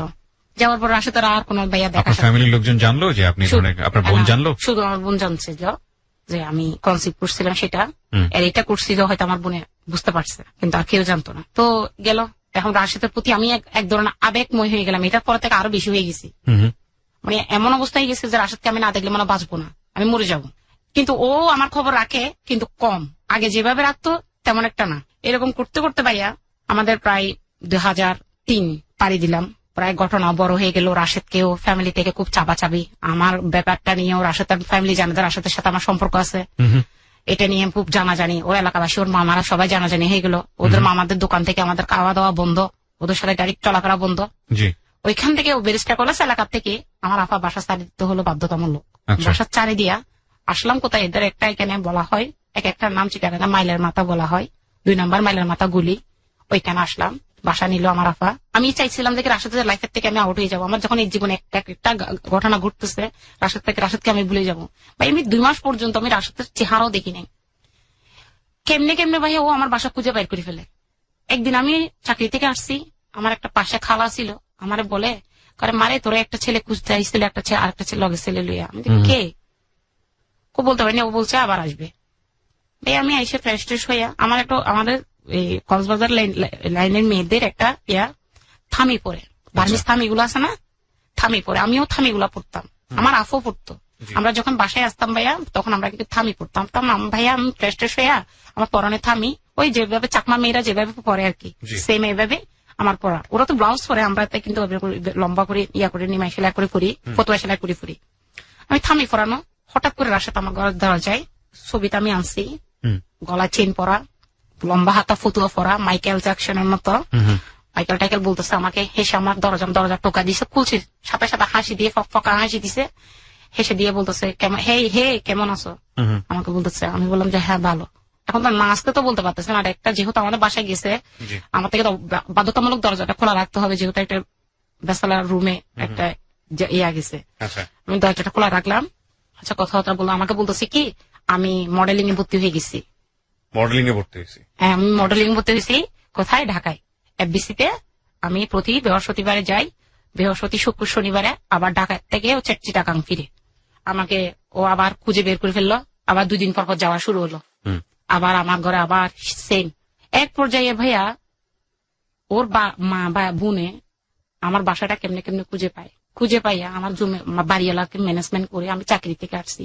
সেদিন বলো সারাদিন বলো ঘরে ছিল না, কিন্তু ভাইয়া আমি ছিলাম তো চাকরিতে। আপনি তো জানেন গার্মেন্টস জীবন, সেটা একটু কুরিয়ান ফ্যাক্টরি হোক, তারপরে একটা গার্মেন্টস জীবন। সকাল 7টা বাজে যাইলে আসতে হয় দিন হয়তো সন্ধ্যা 4টা-5টায়। আমি আসতাম এত টাইমে, ওভার টাইম হলে বিশেষ 6টা। আসছি ভাই, আমাদের ঘরের দরজার মধ্যে মনে হয় 30 থেকে 40 জন লোক, জমিদার আন্টি দাঁড়ানো, জমিদার আঙ্কেল বসানো। হ্যাঁ, আমি যখন আমাদের বাসার থেকে বাসায় ঢুকবো, 2তলা ঘর ঢুকবো, আমার আফা নেই, আমার আফা আসে নেই চাকরি থেকে। আমার আফার জামাই আসে 11টায়, আমার আফা আসে 8টা-9টা বাজে। আমি ফার্স্টে আসি যখন ভাইয়া আমি এভাবে যাচ্ছি, জমিদার আন্টি আমাকে পিছন থেকে এভাবে হাত দিয়ে ইশারা দিচ্ছে যে তুমি আইসো না। আমি গলার টোনটা দিয়ে দেখতেছি রাশেদের মা। আমি সেদিন রাশেদের মাকে প্রথমবার দেখবো। ওই আমার আফাকে অপমানি করছে ওর নানার বাড়িতে, আমার আফা দেখছে, কিন্তু আমি দেখিনি। প্রথমবার আমি দেখবো রাশেদের মাকে। রাশেদের মামাকে তো আমি চিনি, 3টা মামাকে আমি স্পষ্ট ভাবে চিনতাম তখন। এরপর সবগুলাকে চিনি, ওর 8টা মামা। তারপরে এটা করার পরে যাইয়া আমাকে জমিদার আন্টি ইয়া করতেছে। এখন এটা বলতে শুনতেছি, আপনি জমিদার আঙ্কেলকে বলতেছে আপনি এই মুহূর্তে এদেরকে এখন বের করতেন। আজকে সারাদিন আমার ছেলেকে নিয়ে এই মেয়ে ইয়া ছিল। এখন জমিদার আঙ্কেল কি বুঝ দিয়ে তাদেরকে বের করতে, আমি কি করলাম ভাইয়া, বিল্ডিং থেকে তাড়াহুড়া করে নেমে আমি ওই ওর মোবাইলে আমি ওকে ফোন দিলাম, রেজিস্টার নাম্বার থেকে নিজে দৌড়াইয়া যাইয়া নিচের থেকে। আমি বললাম যে আমি কান্না করে দিছি। আমি বললাম যে আমি সারাদিন চাকরিতে ছিলাম, আমি এখন সেগুলো কি শুনতেছি, আপনি আপনার এখানে মা বাপ পাঠাইছেন কেন? এবার বলতেছে আপনি এখানে তুমি বলতেছি না, আপনি এখানে তোমরা মামা পাঠাইছেন কেন? কই? আরে আমাদের বাসায় আপনার মা মামা। এখানে কি কি শুরু করে দিচ্ছেন আপনি? আমার জীবন নিয়ে কি সিনেমিনি কালা করে শুরু করে দিলেন কেন? ওরা আমাকে বলতো স্যার শুনো, তুমি আমার একটা কথা শোনো। আমি কেমন বোকা, কয় তুমি আমার এখানে এদিকে চলে আসো, আমার এখানে একটা মিতু ভাবি আছে, মিতু ভাবির বাসায় চলে আসো, ওরা যখন চলে আসবে তখন তুমি চলে যাইও। আমিও ওর কথা ধরে ভাই রিক্সাটা লইও মিতু ভাবির বাসায় চলে গেছি। এখন যাইয়া দেখতেছি কি মোমিন ভাই নাম একটা মিতু ভাই, একটা ভালো মহিলা ছিল না, মানে আমার বয়ফ্রেন্ড ওখানে মুগ্ধ মিতু ভাবির প্রেমে, ওইখানে নিয়ে ওই ওদিকে মা আসতেছে আমাকে ঝাড়ু জুতা দিয়ে মারার জন্য 30-40 জন নিয়ে আসছে, বুঝছেন।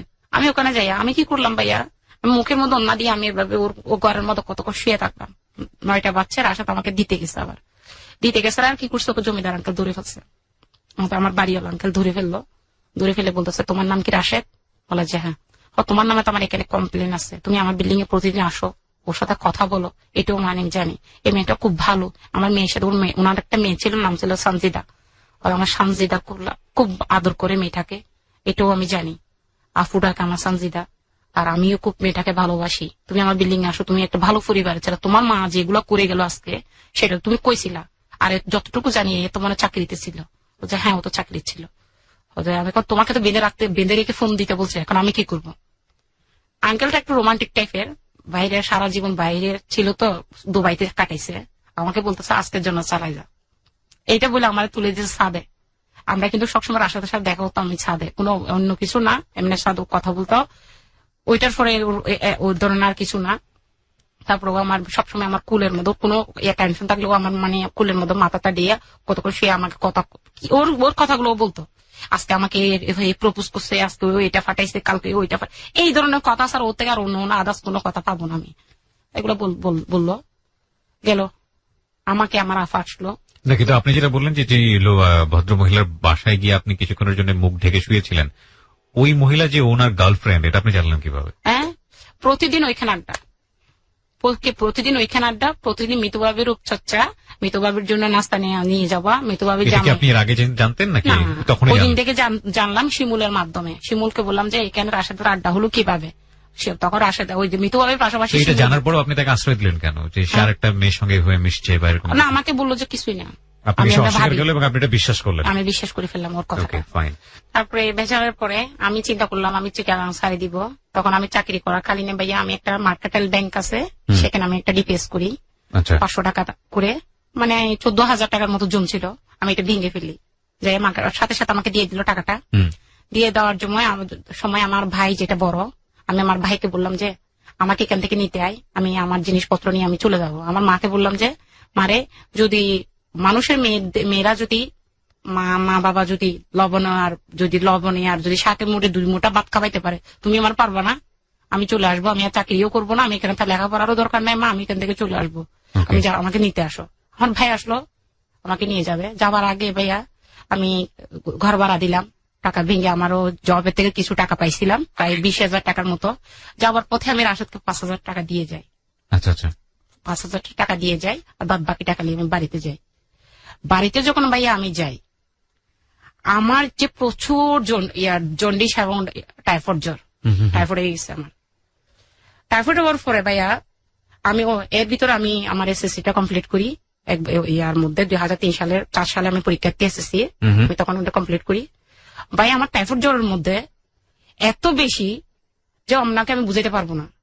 আমি আমার একটা দাদু আছে, আমি বমি করতেছি যে মানে কি বুঝাইতে পারবো না, মানে ফ্যাটের মধ্যে কোন ধরনের পানি কিন্তু আমার পেটে যাচ্ছিল না। তো আমার মাকে বলতেছিল যে কি হয়েছে, তখন আমার মা বলতেছে যে কি জানি না, ওকে একটা ডাক্তার দেখা ভালো। আমাকে একটা ডাক্তার দেখালো, কি জানি একটা নাম ছিল ডাক্তারটা। দেখানোর পরে আমাকে ওষুধ দিলাম, আমি ভালো হইলাম মোটামুটি। একদিন হঠাৎ করে আমি ওই আমার 5,000 টাকা যেটা রাশেদের কাছে দিয়ে আমার টাকাটা টান পরে, আমি রাশেদের কাছে ফোন দিলাম। আমি বললাম যে আমার টাকাটা লাগবে, তুমি আমার টাকাটা দিতে পারতো তা ভালো হতো। তখন বললো যে তোমার কিসের জন্য তুমি এত টাকা লয়ে গেলে না, কিসের জন্য? তখন আমি বললাম যে আমার এরকম টাইফয়েড জ্বর হয়ে গেছে, আমি খুব অবস্থা খারাপ আমার। এটা বলার পরে হয়তো আচ্ছা ঠিক আছে বলো ভাইয়া। তারপরের দিন সে আবার কক্সবাজার। আচ্ছা, আমার ভাই ছোটটা আমাকে বলতেছে আপু আমাকে তো আমার ভাই দিদি ডাকে, দিদি যে রাশেদ ভাইয়াকে দেখছি। কই রাশেদ ভাইকে দেখছিস, কই এদিক দিয়ে বাইপাস দিয়ে আসতেছে। ভাইয়া দেখতেছি, হ্যাঁ ও এটা বলার সাথে সাথে দেখতেছি ভাইয়া অনেক দূর থেকে দেখতেছি কতগুলো আম পলিথিনে, মানে ব্যাগের মধ্যে কতগুলো আম। এর আগে তো বাড়িতে আপনাদের কাছে চিনি। হ্যাঁ চলে গেছে। যাওয়ার পরে আমার মা তো ওকে দেখে উতল পাতাল, আমার ভাই যেটা বড়টা এটা তো কাটি ফেলতেছে, মারি ফেলতেছে।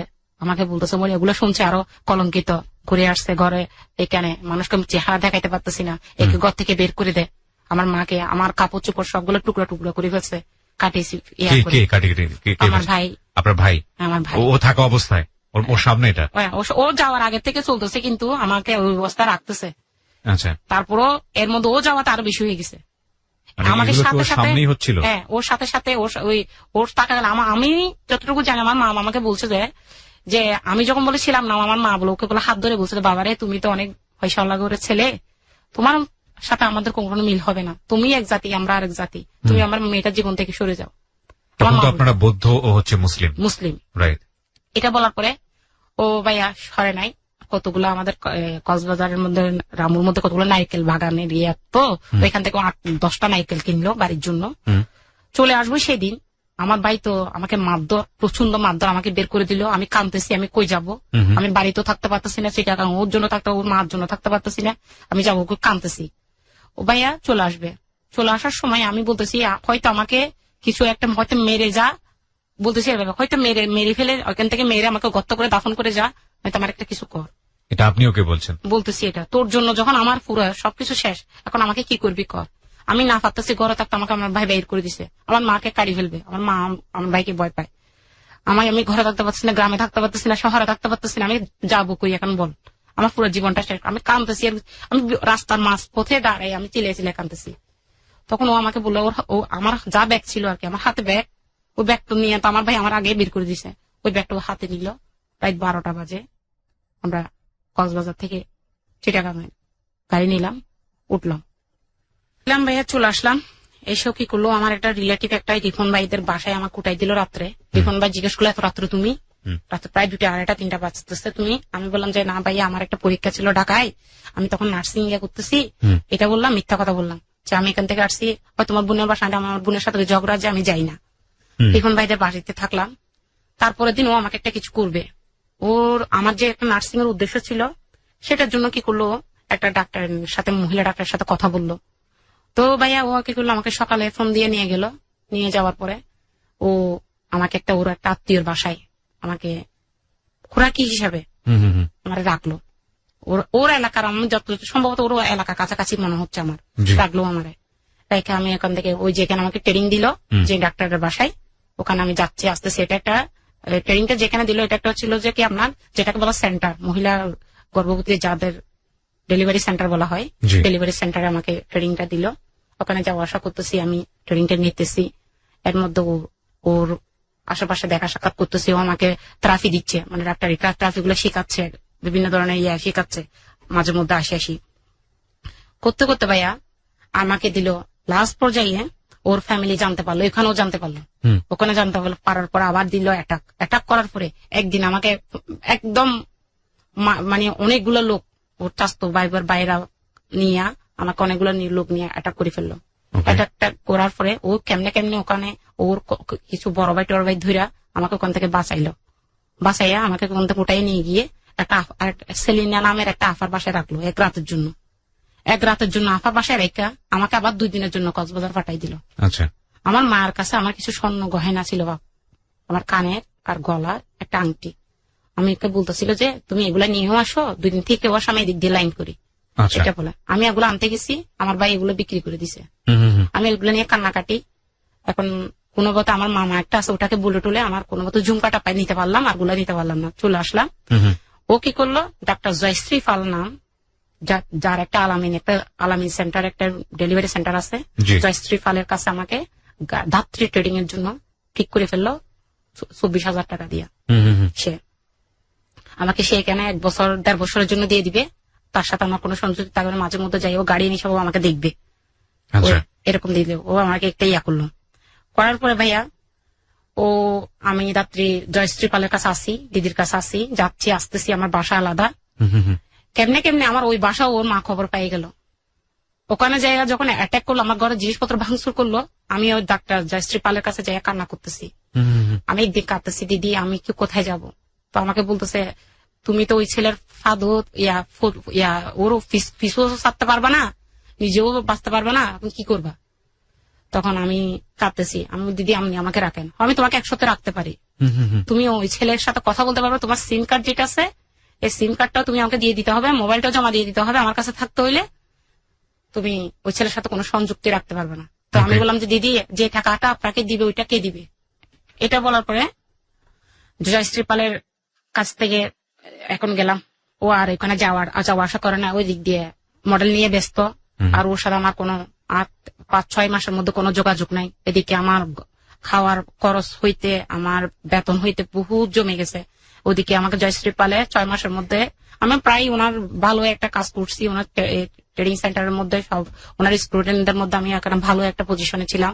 উনি আমাকে সব দায়িত্ব দিয়ে আমি ডেলিভারি হইতে পাইয়া আপনার MR DNC যেগুলা যেটা বাস্তব এগুলো আমাকে উনি কমপ্লিট শিখাই ফেলে। সার্জারি, উনি সার্জারি লাইন গেছিল, উনি আমাকে কমপ্লিট শিখাই ফেলে।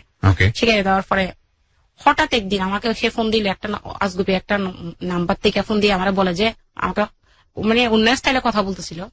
তখন আমাকে বলছে যে আপনি কে? বলে যে আমি রানা। আপনি কে রানা? কথা বলতে আমি ধরে বলছি আমাদের তুমি আমার সাথে এগুলো অভিনয় করতেছ, হাসি দিছে। সেদিনে ও আমার কাছে যাবে, সেখানে যাই, যাওয়ার পর আমার সাথে কথাবার্তা বলে জয়শ্রী ফালার এখানে রাত্রে এখানে থাকে।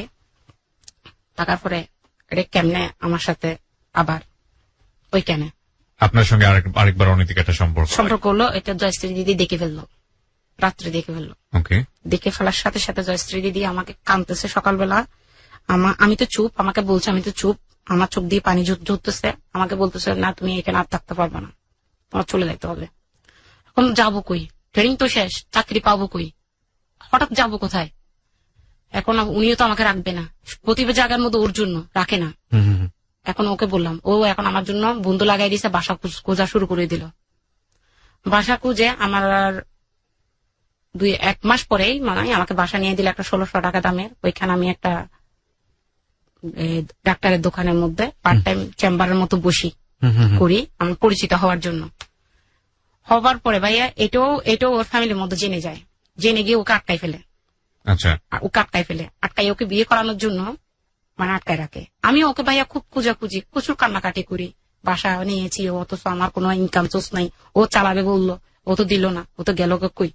এটা বলার পরে যাইয়া ওর 14 দিন পরে ভাইয়া হঠাৎ একদিন আমার বাসায় পাশে একটা মহিলা, ভদ্র মহিলা ছিলেন, ওনাকে আমি আপা ডাকতাম। তো আমি চেম্বারে গেছি একটা রুগীর কলেই। তো আমাকে আমি মানে একটু একটু বৃষ্টি পড়তেছে, আমাকে ফোন দিয়ে বলে যে তুই কই? আমি বলি যে কেন আপা? কয় তোর বাসায় রাশেদ এসে বসে আছে। আমি বিশ্বাস করলাম না। আমি যে কেন? কই রাশেদকে তো খুঁজে পাইতেছি না, আবার রাশেদ আসলো কোত্থেকে? আমি ভাইয়া তাড়াহুড়া করে মানে 20 মিনিটের মধ্যে বাসায় পৌঁছাইছি। আমার বাসার মধ্যে ও বাসার দরজার সামনে এমনি ল্যাপটপ ফাড়ি বসে আছে, একটা লুঙ্গি ছেঁড়া একটা লুঙ্গি পরা, ছেঁড়া পকেট ছেড়ে একটা হাফ শার্ট, 1 জোড়া 2 ফিটার স্যান্ডেল পরানো। আমাকে বলে, আমি দেখে হাসি দিছি। আমি বললাম তোমার এই অবস্থা কেন? এরকম বলা বলো দা। আমাকে বলে যাক আমাকে 4 টাকা দাও। 4 টাকা খুঁজছে আমার থেকে। 4 টাকা খুচরা? 4 টাকা খুচরা, 4টা টাকা দাও। আমি বুঝতে পারলাম ওই স্মোক করে, স্মোকের জন্য। তো আচ্ছা দিলাম। দেওয়ার পরে বলে বাসায় ঢুকে বলতেছে যে কি আজকে তুমি আজকে সবকিছু রেডি করে ফেলো, আমরা আজকে রাত্রে এখান থেকে চলে যাবো। আমরা আরেকটা বিরতির সময় হয়েছে, আরেকটা বিরতি নেব গল্পের। 2007 সালে আজকে রাত্রে এখান থেকে চলে যাবো। আমার ফ্যামিলি আমার আটকাই ফেলছিল। আমার মা ছাদে উঠছে, আমার বাবা বিদ্যুৎ অফিসে গেছে, আমি এখান থেকে দরজা খোলা খাইছে বেরিয়ে চলে আসছি। আমি কি করলাম ভাইয়া, এই দিনে বৃষ্টি হইতেছে প্রচুর। আমি ওকে নিয়ে এক কলিকের মাধ্যম ধরে মুরাদপুরে আসি, যেখানে বর্তমানে আসি, ওই এলাকায় আসি। বাসা খুঁজে একদিনে বের করে ওকে নিয়ে আমি বাসা নিই।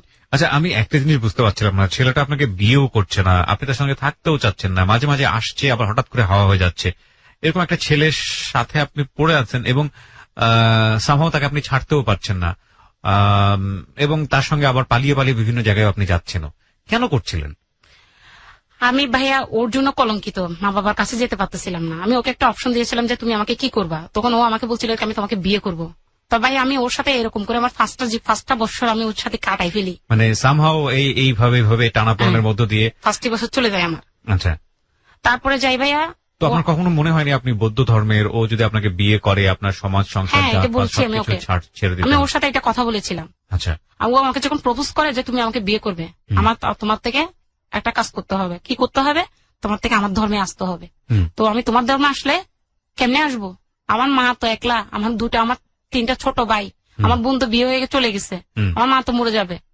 তো আমাকে বললো যে জীবনে যদি কখনো বেঁচে থাকি, আমার যদি 1 টাকা হয়, তোমার মাকে কোনো মানে 8 আনা অবশ্যই দিব, তুমি ওটার জন্য চিন্তা করো না। যে তোমার মাকে যে দেখতে পারবে না, ওই জিনিসটা কখনো মনে রাখো না তুমি। এই কথাটা বলার পর ভাই আমি ওর প্রতি একদম বিশ্বাস্ত হয়ে গেলাম। আরে ও তো আমার জন্য তো চিন্তা করে, আমার মা বাবার জন্য তো চিন্তা করে। মুরাদপুরে যেদিন আমি তখন আসি ভাইয়া, জুলাইয়ের 30 তারিখে, আমার বান্ধবী মোর্শেদা নাম, আমার চাকরির কালের বান্ধবী, ওই বান্ধবীর জামাই ছিল ইসমাইলের বন্ধু ছিল যে জালাল, এরা আমাকে এক রাত্রে হুজুরের বাড়ি নিয়ে যায়। এটা ছিল যে পতেঙ্গা হুজুরের বাড়ি বলা হয়। হুজুরের বাড়ি রাত্রে নিয়ে যায়, আমাকে ধর্মান্তরিত করাবে। ভাইয়া ধর্মান্তরিত করানোর আগে আমি তো জানি না ধর্মান্তরিত কিভাবে করে, কি মন করে হয়। এটা কি আপনার রাশেদ তখন আপনাকে বলেছিল যে তোমাকে ধর্মান্তরিত করাবে? আমি ও আমাকে যেটা বলতেছিলাম এটা করতেছি। আমাকে নিয়ে গেল, তো হুজুরের ওয়াইফকে বললো যে মেয়েটাকে উজু বানিয়ে নিয়ে আসো। 4-5 জন লোক টেবিলের মধ্যে বসলো, তারপর রাশেদের সামনে দিল। মনে আছে আমি মোহাম্মদ রাশেদ, আমার পিতা এজাহার মিয়া, আমি আমার আল্লাহ রসুলকে সাক্ষী করে, আমার কোরআন করিমকে সাক্ষী করে, স্বপ্না বড়ুয়া ওরফে সাইমা আক্তার মুনাকে, এই সাইমার নামটা ওই দে, আমি আমার ধর্মে গ্রহণ করে নিলাম। জীবনে মরণে আমি কখনো, যতই কিছু আসুক, আমি কখনো ওকে ওর হাত ছাড়বো না। এটা তো ও শপথ করলো? ও শপথ করলো। আচ্ছা, ও শপথ করানোর পরে ভাই আমাকে কলমা পড়ালো, আমাকে মুসলিম করা হলো। এটা কি আপনি শুধুমাত্র ওকে পাওয়ার জন্যই এই মুসলমান ধর্মটা গ্রহণ করলেন নাকি তখনের ক্ষেত্রে ওকে পাওয়ার জন্য করছিলাম? তখনের ক্ষেত্রে ওকে পাওয়ার জন্য করেছিলেন। এই প্রশ্নটার সমাধান আমি এখনই করে ফেলতে চাই। আপনি আজকে যে জায়গাটায় দাঁড়িয়ে আছেন সেটা অনেক অনেক জটিল একটা পরিস্থিতি, হ্যাঁ, এবং খুবই নাজুক একটা পরিস্থিতি।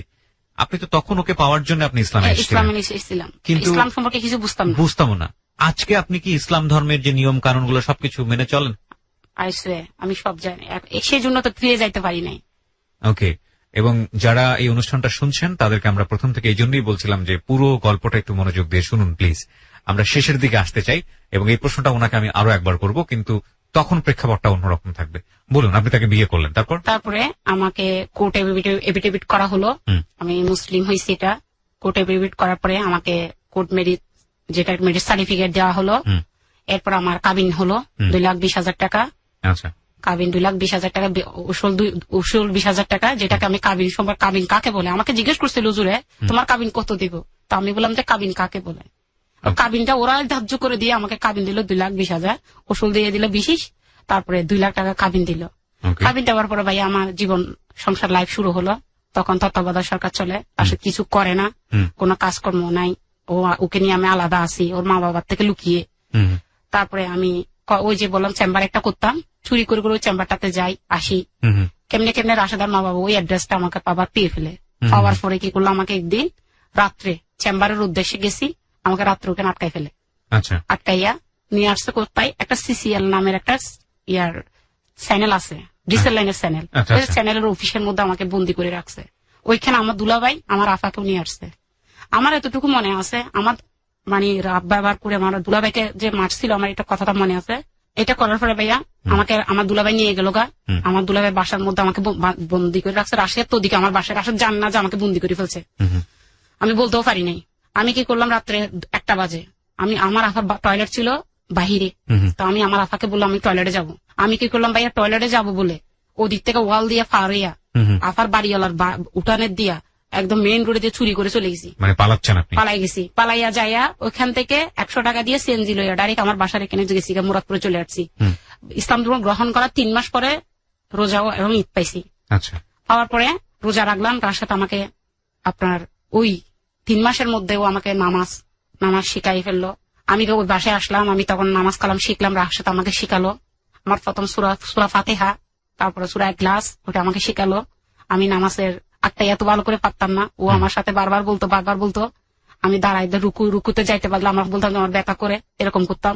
ও এই পুরো রমজান মাসের মধ্যে আপনার তারাবি, ছোট তারাবিটা ও খতম তারাবি ধরে নাই, কারণ যদি ও তারাবি করতে যায় আমার নামাজ হবে না, আমাকে নামাজ পড়াইতে হবে। তার জন্য কি করতো, বাসায় আমাকে নিয়ে, যখন মসজিদে তারাবি শুরু হয়ে যেত ও আমাকে নিয়ে দাঁড়ায় যেত, মসজিদের সাথে ইয়ে করে। হ্যাঁ, আমাকে দাঁড়ায় যেত, আমাকে এভাবে শিখাইতো।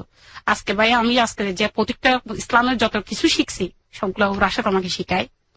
যাই তারপরে যাই ভাইয়া ঈদ যাই, ঈদের 2 দিন পরে রাশেদার ফ্যামিলি ওই আমি যে বর্তমানে মুরাদপুর আছি ওইখানে কেমনে যায়। অনেকটা বিরতির সময় হয়েছে প্রিয় শ্রোতা, এবং শেষ পার্টটি খুবই ভয়াবহ। আমরা ফিরবো মাত্র 5 মিনিট পর। যারা আমাদেরকে এতক্ষণ ধরে শুনছেন তাদেরকে আন্তরিকভাবে ধন্যবাদ জানাই। আপনারা শুনছেন ক্লোজ আপ প্রেজেন্স হ্যালো ইট 920-তে সাইমার জীবনের গল্প। মাত্র ছোট্ট একটা বিরতির পর আবারও ফিরে আসছি। ওনার একটা ভিডিও লিঙ্ক দেওয়া আছে, আপনারা চাইলে আমাদের ফেসবুকে এসে দেখতে পারেন, www.facebook.com/kibria.rj। আমি আবারও বলছি www.facebook.com/kebria.rj। পেজটি আছে RJ কিবরিয়া নামে। এন্ড প্লিজ লাইক দিয়ে দিবেন ওই পেজটিতে, তাহলেই সঙ্গে সঙ্গে আপনি আমার ওই পেজটির এবং একই সাথে বিভিন্ন অনুষ্ঠানগুলোর মেম্বার হয়ে যাবেন। 5 মিনিট পরে আবারও ফিরছি। Close Up presents Hello 8920. Close Up. The closer, the better. Close Up presents Hello 8920. Close Up. The closer, the better. 5 minute পর প্রিয় শ্রোতা আরো একবার স্বাগত। আমরা কথা না বাড়িয়ে সরাসরি ফিরছি সাইমার কাছে। জি সাইমা, আপনি তারপর রাস্তায় মা বাবা আসলো, আশা করে ওইখানে হাঙ্গামা করলো। তো আমাদের বাড়িওয়ালা কি করলো, ওদেরকে একটা একতা ক্লাব আছে, ক্লাবে বসালো, বাড়ির ভিতরে কোনো গঞ্জাম করতে দিল না। ওরা বলতেছে আমার ছেলেকে আমরা নিয়ে যাব। তখন আমি তো বলতেছি আমার স্বামী আমি দিব না, ওর মা স্টিল ব্যবহার করা শুরু করে দিল। তো এই ক্লাবের মধ্যে এক ধরনের একটা ইয়ে হলো যে কি ছেলে মার কাছে যাবে, মাকে দেখতে যাবে, কিন্তু বউর সাথে থাকবে। ওকে এই মেয়েটাকে ইসলাম ধর্ম গ্রহণ করে সেরকে ফেলে কেমনে যাবে। আচ্ছা, আপনি যখন ইসলাম ধর্ম গ্রহণ করলেন আপনার ফ্যামিলি থেকে আপনাকে কি বলা হলো? আমার ফ্যামিলি থেকে কমপ্লিটলি আমাকে বাদ দেওয়া হলো। মানে এটা একদম বলে শুনে? হ্যাঁ, ও তখন তো ওর সাথে সম্পর্ক থাকাকালীন তো ঘর থেকে বের করে দিয়েছে। ঘর থেকে তো বেরিয়ে করে দিল আলটিমেটলি, তারপর তো আর যোগাযোগই নেই। আর যখন শুনেছে আপনি ইসলাম ধর্ম গ্রহণ করেছেন একেবারে পুরোপুরি যোগাযোগ বন্ধ। আমার ভাই বলছে যে কখনো যদি পায় আমাকে জবাই করে দিবে, জবাই করে ফেলবে। ওকে, এই বিষয়গুলো খুব গুরুত্বপূর্ণ প্রিয় শ্রোতা, একটু মনে রাখবেন। হ্যাঁ বলুন। তারপরে যাইয়া ওইটা করার পরে ভাইয়া এক ধরনের করার পরে আচ্ছা বিচার টিচার হলো গেলগা ওরা যাবার কিছুদিন পরে রাশেদকে আমাকে ভাইয়া আমি যেহেতু এমার্জেন্সি করাই, যেটা বাস্তব কথা, আমি যেহেতু দাত্রীবিদ্যা শিখছি আমি এমার্জেন্সি করাই। আমার কোন চেম্বারে হয়তো আমি কোন মেয়েকে মনে হয় আমার করাইছি, সে মেয়ের সাথে তারা কি করছে সম্পর্ক রাখছে, রেখে কি করলো ভাই আমার ফোন দিল, ফোন দিয়ে বলতেছে যে কি আমার প্রচন্ড ব্লাড যাচ্ছে, আপনার একটু আসতে হবে। এটা বলার পরে ভাইয়া আমি গেছি, আমাকে মহিলাটা বারবার যাইতে আমাকে ঠিকানা দিচ্ছে, আপনি 42 কলোনি এই জায়গায় আসেন, এই জায়গায় আসেন, এই সে বলতেছে। আমি গেছি ভাইয়া, মসজিদের সামনে আসেন, গেছি হতে মসজিদের সামনে একটা কলোনি আছে, কেন আসেন, হাতে গেছে 2 নম্বর রুমে ঢুকছি, গিয়ে দেখতে একটা মেয়ে বসে আছে চোখের মধ্যে। তা আমি বললাম যে ও আপনি আমাকে ফোন দিচ্ছেন? তখন আমার শরীরে অ্যাফ্রম পরা ব্যাগ যেভাবে এভাবে স্বাভাবিক আমি গেছি, আপনি বলে যে হ্যাঁ। তো আমাকে বলে যে হ্যাঁ বসেন, আমাকে বসতে দিল ভাইয়া, বসতে দিল। মেয়েটা সন্ধ্যা তখন 7টা, মেয়েটা কি করছে কয় আমি একটু টয়লেট থেকে আসি, ওদের বাহিরে টয়লেট থেকে আসি। ভাইয়া মেয়েটা গেছে, মানে 2 সেকেন্ড হয় নাই ভাইয়া, 2 সেকেন্ডের মধ্যে আমার শাশুড়ি, আমার মামা শ্বশুর, আমার মামি শাশুড়ি, তারা এসে ভাইয়া কেউ আমার মোবাইল, কেউ আমার জামা চাবি ধরছে, মানে আমাকে মারপিট শুরু, ট্র্যাপে ফেলেছে। হ্যাঁ ট্র্যাপে ফেলে ভাইয়া ওখান থেকে আমার ওন্না সব ছিঁড়ে নিয়ে ফেলছে। নিয়ে ফেলার পরে ভাইয়া আমাকে ওখান থেকে সিএনজিতে তুলে কই নিয়ে যাচ্ছে আমি জানি, কিন্তু সিএনজিতে তুলে ফেলছে ওখান থেকে। তুলে কি করছে আমাকে একটা ঘরের মধ্যে আনছে, ঘরটা দেখতেছি কেউ ওই যে আমি গায়ে হলুদে গেছিলাম ওর নানার বাড়ি, আমার নানি শাশুড়ির রুমে আমাকে বেঁধে রাখছে, খাড়ের খুঁটার সাথে বেঁধে রাখছে, পিছনে হাত দিয়া বেঁধে এতটুকু ভাই একটা গাছ আছে, আমাকে মারতেছে আর মারতেছে, বলতেছে একটা কাগজ আনছে স্টাম্প, এই আমার দাগ, মারতেছে, বলতেছে কি দশটিল বাসা গালি দিয়ে আমার নানা শ্বশুর যেটা বিয়ে করছিল, যার বিয়েতে আমি গেছিলাম, বলতেছে চলে যাবি কিনা। আমি বলছি আমি মরে গেলেও যাবো না, আমি যাবো না, আমি আমার সাথে তুর্কির স্বামী কি এর মুসলিম হয়েছে, চলে যাবে কিনা বল। ভাইয়া আমাকে ও রাত 2.5 দিন 3 দিন আমাকে ওরা বেঁধে রাখছে, দিনে রাতে মারছে। আমার বিয়ের পর আমি কনসিভ, তখন আমাকে যখন ভাইয়া এত ওরা গাছ দিয়ে মারতেছিল, আমি বলি আমার মায়ের না আমার পেটে বাচ্চা, তখন বলে যে তোর আব্বার থেকে লইছিস, বলে ভাই আমার পেটের মধ্যে মার। আমাকে ভাইয়া ফ্যানের সাথে সিলিং ফ্যানের সাথে ভাই উল্টা লটকাইছে। ভাই আমার বাগিনা কই বল, এর মা আসি মারে, এর মামিরা মারে, পুরো এলাকা পুরো ভাঙিয়েছে ভাইয়া। আমাকে মারতেছে আর মারতেছে। আমার অপরাধ কি? শুধু আমি ইসলাম ধর্ম গ্রহণ করছি, আমার থেকে চলে যেতে হবে, আমি যাবো না বলতেছি, তাই আমার মারে। আমি বলেছি আমি যাবো না, আমি যেই জায়গায় আসি কি সেই জায়গা থেকে আমি কখনোই যাবো না। এটা বলার পর ভাইয়া রাত্রে 3টা আমাকে তালাক নোটিশ নিতে পারে না। ওরা বলতেছে ওই রাশেদ কোথায়, এটা বলার জন্য।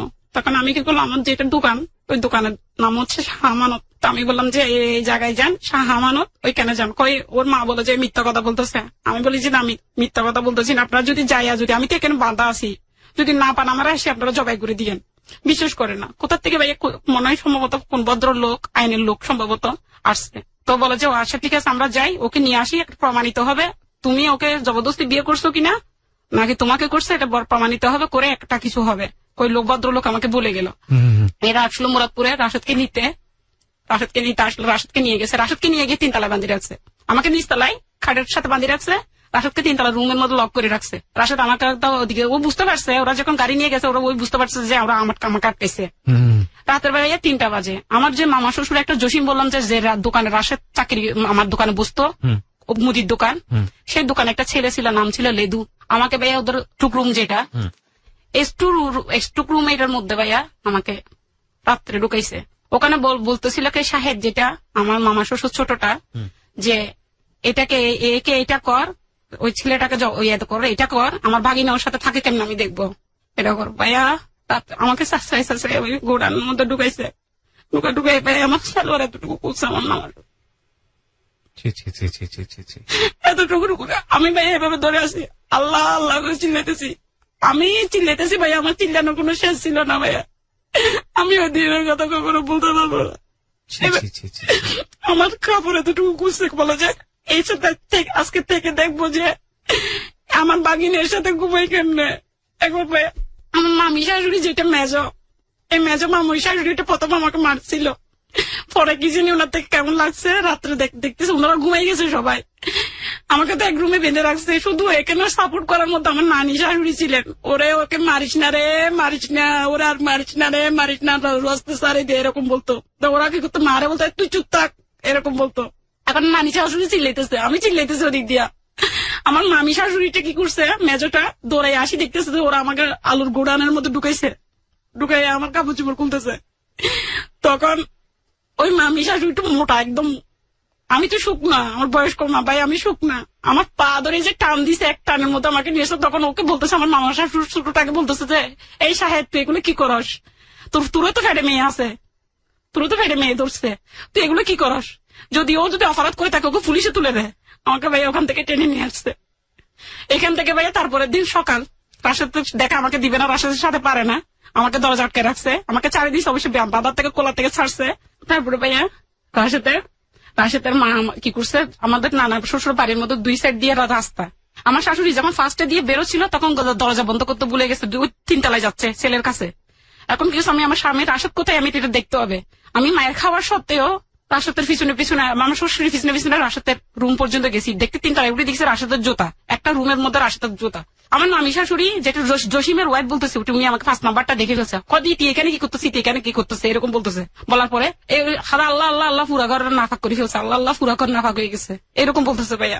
আর আমার শাশুড়ি আমাকে ধাক্কায় নামাই দিচ্ছে, আমি কি করতেছি, আমার একটাই শব্দ রাশেদ করে চিল্লাইতেছি আমি ওখানে। ওরা সবাই আমাকে মারতেছে, কিন্তু আমি রাশেদ কি করতেছে, দরজার ভিতর দিয়া দরজাকে লাত্তি মারি ভাঙিয়ে ফেলতে চাচ্ছে। ওই এখন দরজা খুললে নাইলে ভাঙিয়ে ফেলবো না পারতে, তখন বিল্ডিং শব্দ হয়ে যাইতেছে, চতুর্দিকে হুরুস্তুল, তখন দরজা খুলে দিয়ে আমি দৌড়াই রাশেদকে জড়াই ধরে ফেললাম ওর মার সামনে। আমি বলতেলাম যে সারা রাত আমাকে মারতেছিল, বলে যে আল্লাহ আল্লাহ সম্পূর্ণ মিথ্যা কথা বলে, এর মা বলে সম্পূর্ণ মিথ্যা কথা বলে। তখন আমাকে বলে যে রাশেদ বলে যে ওর মাকে তুমি যে নাটকবাজি এগুলো করার জন্য আনছো, এটা বলো।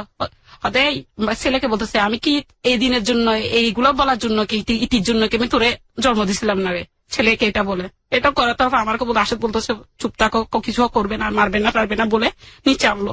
নিচে এনে ভাইয়া একটা স্টাম্প আনছে, 200 টাকা দামে 2টা স্টাম্প আনছে। স্টাম্পের মধ্যে সাদা স্টাম্পের একটার মধ্যে রাশেদের সাইন নিছে, একটার মধ্যে আমার সাইন নিছে। নিয়া ওখানে কি কি লেখছে আমরা জানি না, সাদা কাগজে সাইন নিয়ে আমাকে বাসায় পাঠাই দিছে। আমার বাচ্চাটা হয়ে গেছে, বাসায় এসে ভাই আমার প্রস্রাব বন্ধ, পায়খানা প্রস্রাব বন্ধ, ফ্যাট ফুলে গেছে।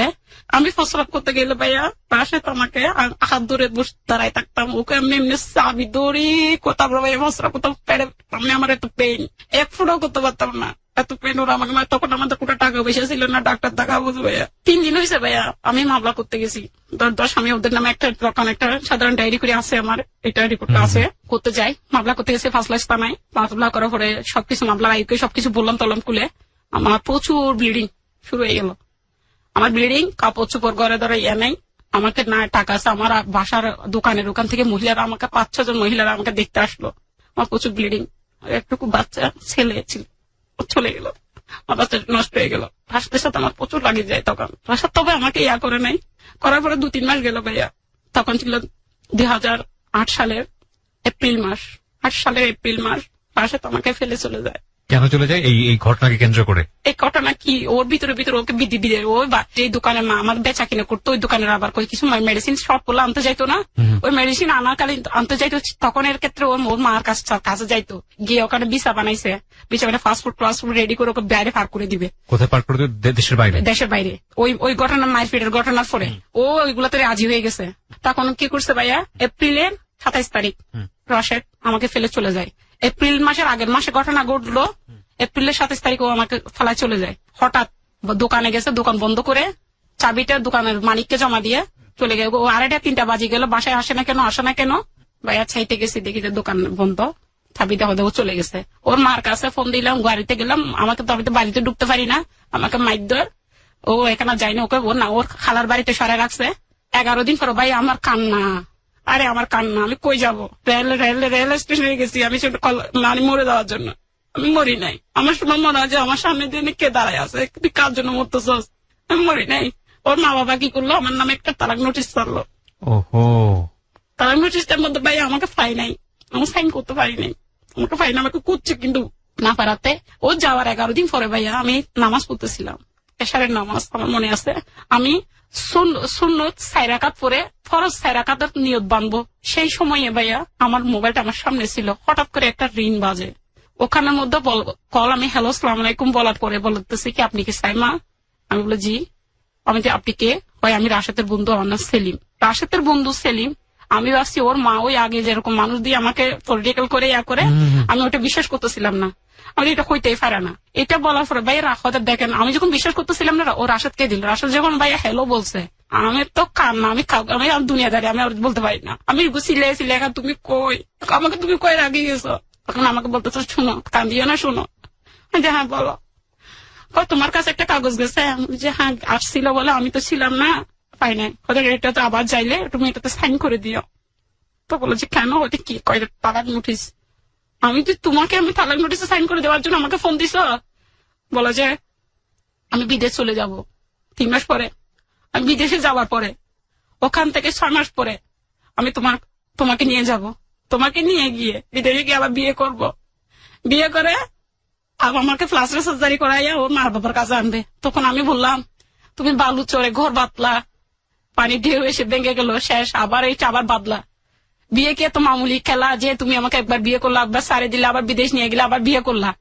এই করার পরে ভাইয়া ও বলা যাচ্ছে ঠিক আছে, লাইন কাটি দিল। কই আমি সোমবার আবার ফোন দেবো। আবার পরে 2 দিন পরে সোমবার ছিল, ফোন দিছে, কয় আমি ঢাকা। আমি বলি যে সম্ভব, তুমি ঢাকা না, কথা আমি ঢাকার থেকে চলে আসবো বৃহস্পতিবারে। তাই আচ্ছা ঠিক আছে, তুমি আমাকে বৃহস্পতিবার আসলে তুমি আমার সাথে দেখা করো, আমি তোমাকে আনবো না, তুমি কিছু বলো, তোমার সাথে আমি শুধু দেখা করবো। চিটাগাং যে পুলিশ লাইন দামপাড়া গরম বেবি মাজার ছিলেন, গরম বেবি মাজার শুনছেন কখনো? ওইখানে আমি ওর সাথে দেখা করার কথা বলেছি।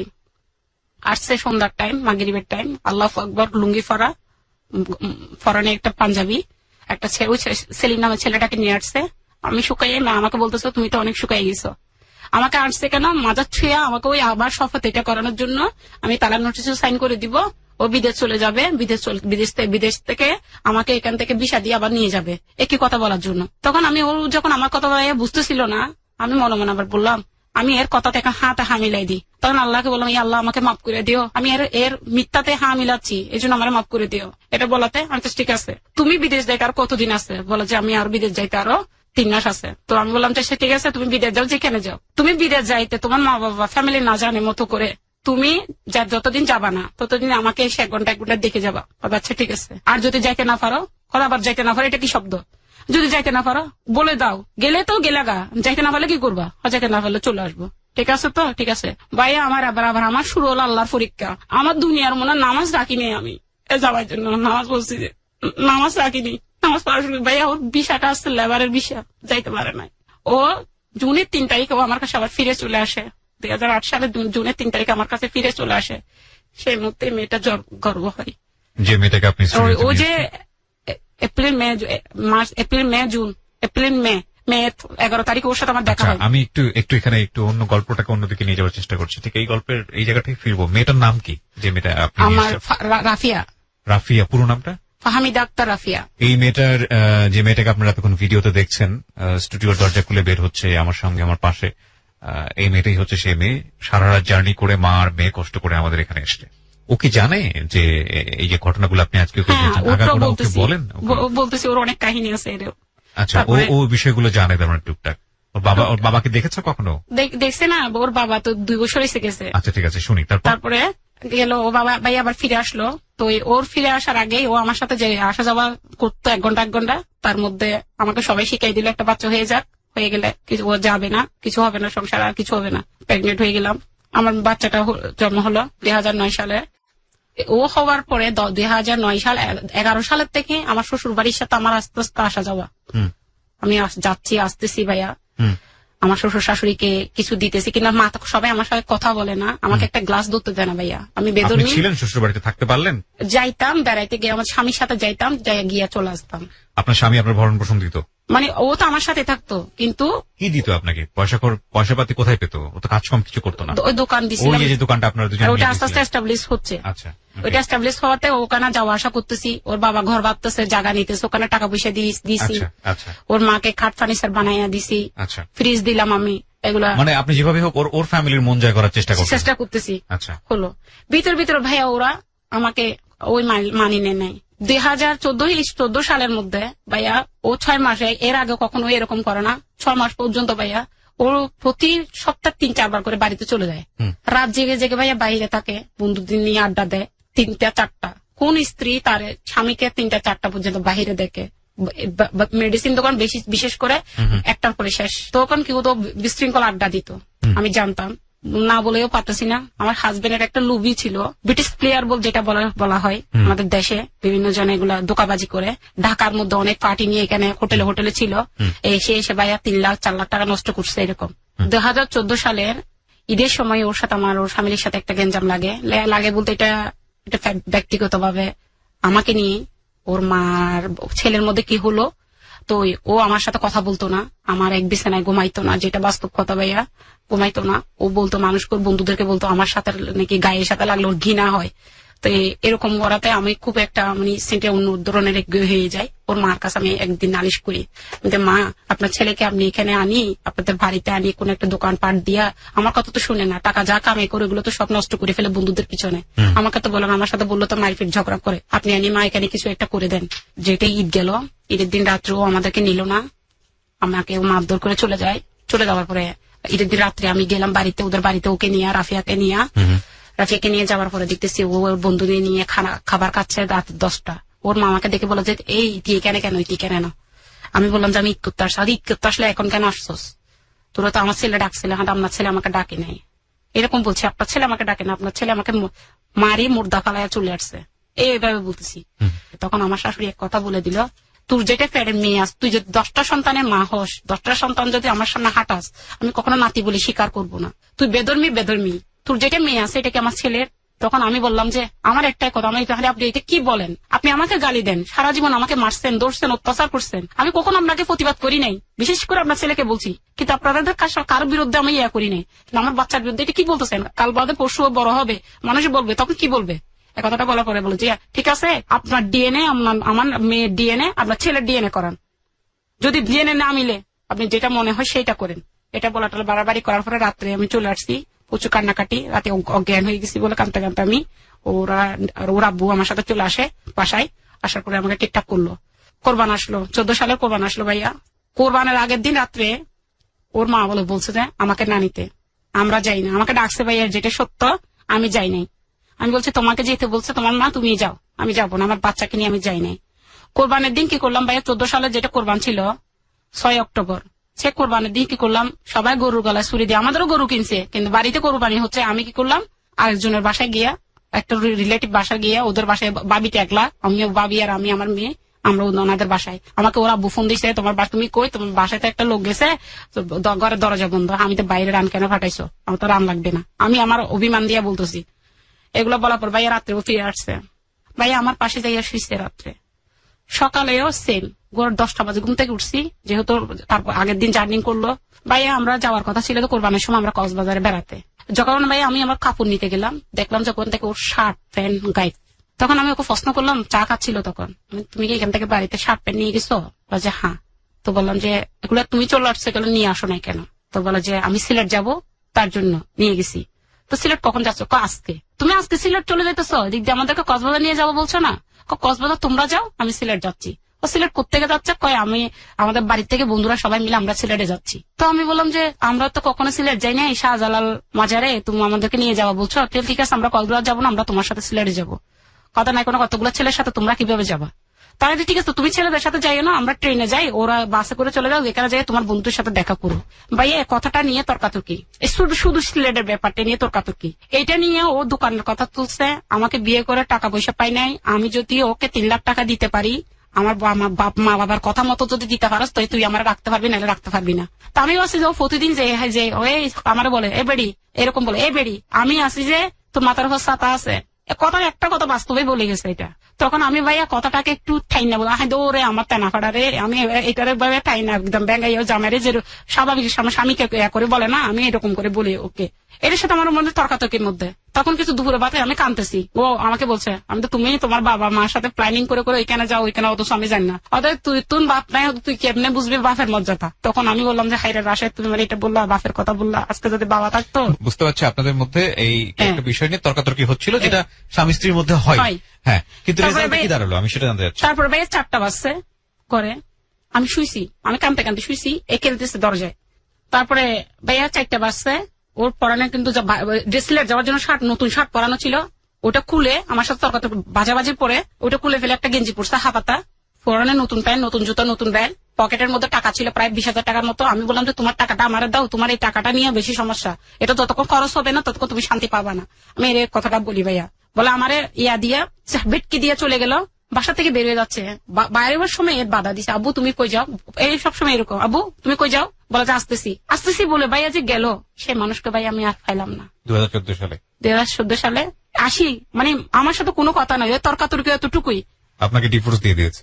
এরপরে যাইয়া উদাও ওর বাবা মার কাছে গেলাম, ওর বাবা ওরা কাঁদতেছে, আমাকে প্রেসার দিতেছে, আমার ছেলেকে কই কি করছো, কোথায় কি করছো। বুঝতে পেরেছি, যেটা হবার নাটক সেটা নাটক হচ্ছে, কিন্তু আমার যে প্রশ্নটা ছিল তারপরে কি আপনাকে ডিভোর্স দিয়ে দেয়? তারপরে ভাইয়া আপনার অক্টোবর নভেম্বরের 2 তারিখ হঠাৎ করে দরজার মধ্যে থেকে 10টা 11:30টার দিকে একটা টোকা দিয়ে দরজা বাড়ি সবাই, কতগুলো মানুষ হয়েছে করতেছে, জানে যে রাশেদ গায়েব, রাশেদ উদাও, কোথাও নাই, পাওয়া যাচ্ছে না, ওকে কেউ কিডন্যাপ করে ফেলছে, কেউ বলছে কোনো মেয়ে লিয়ে চলে গেছে।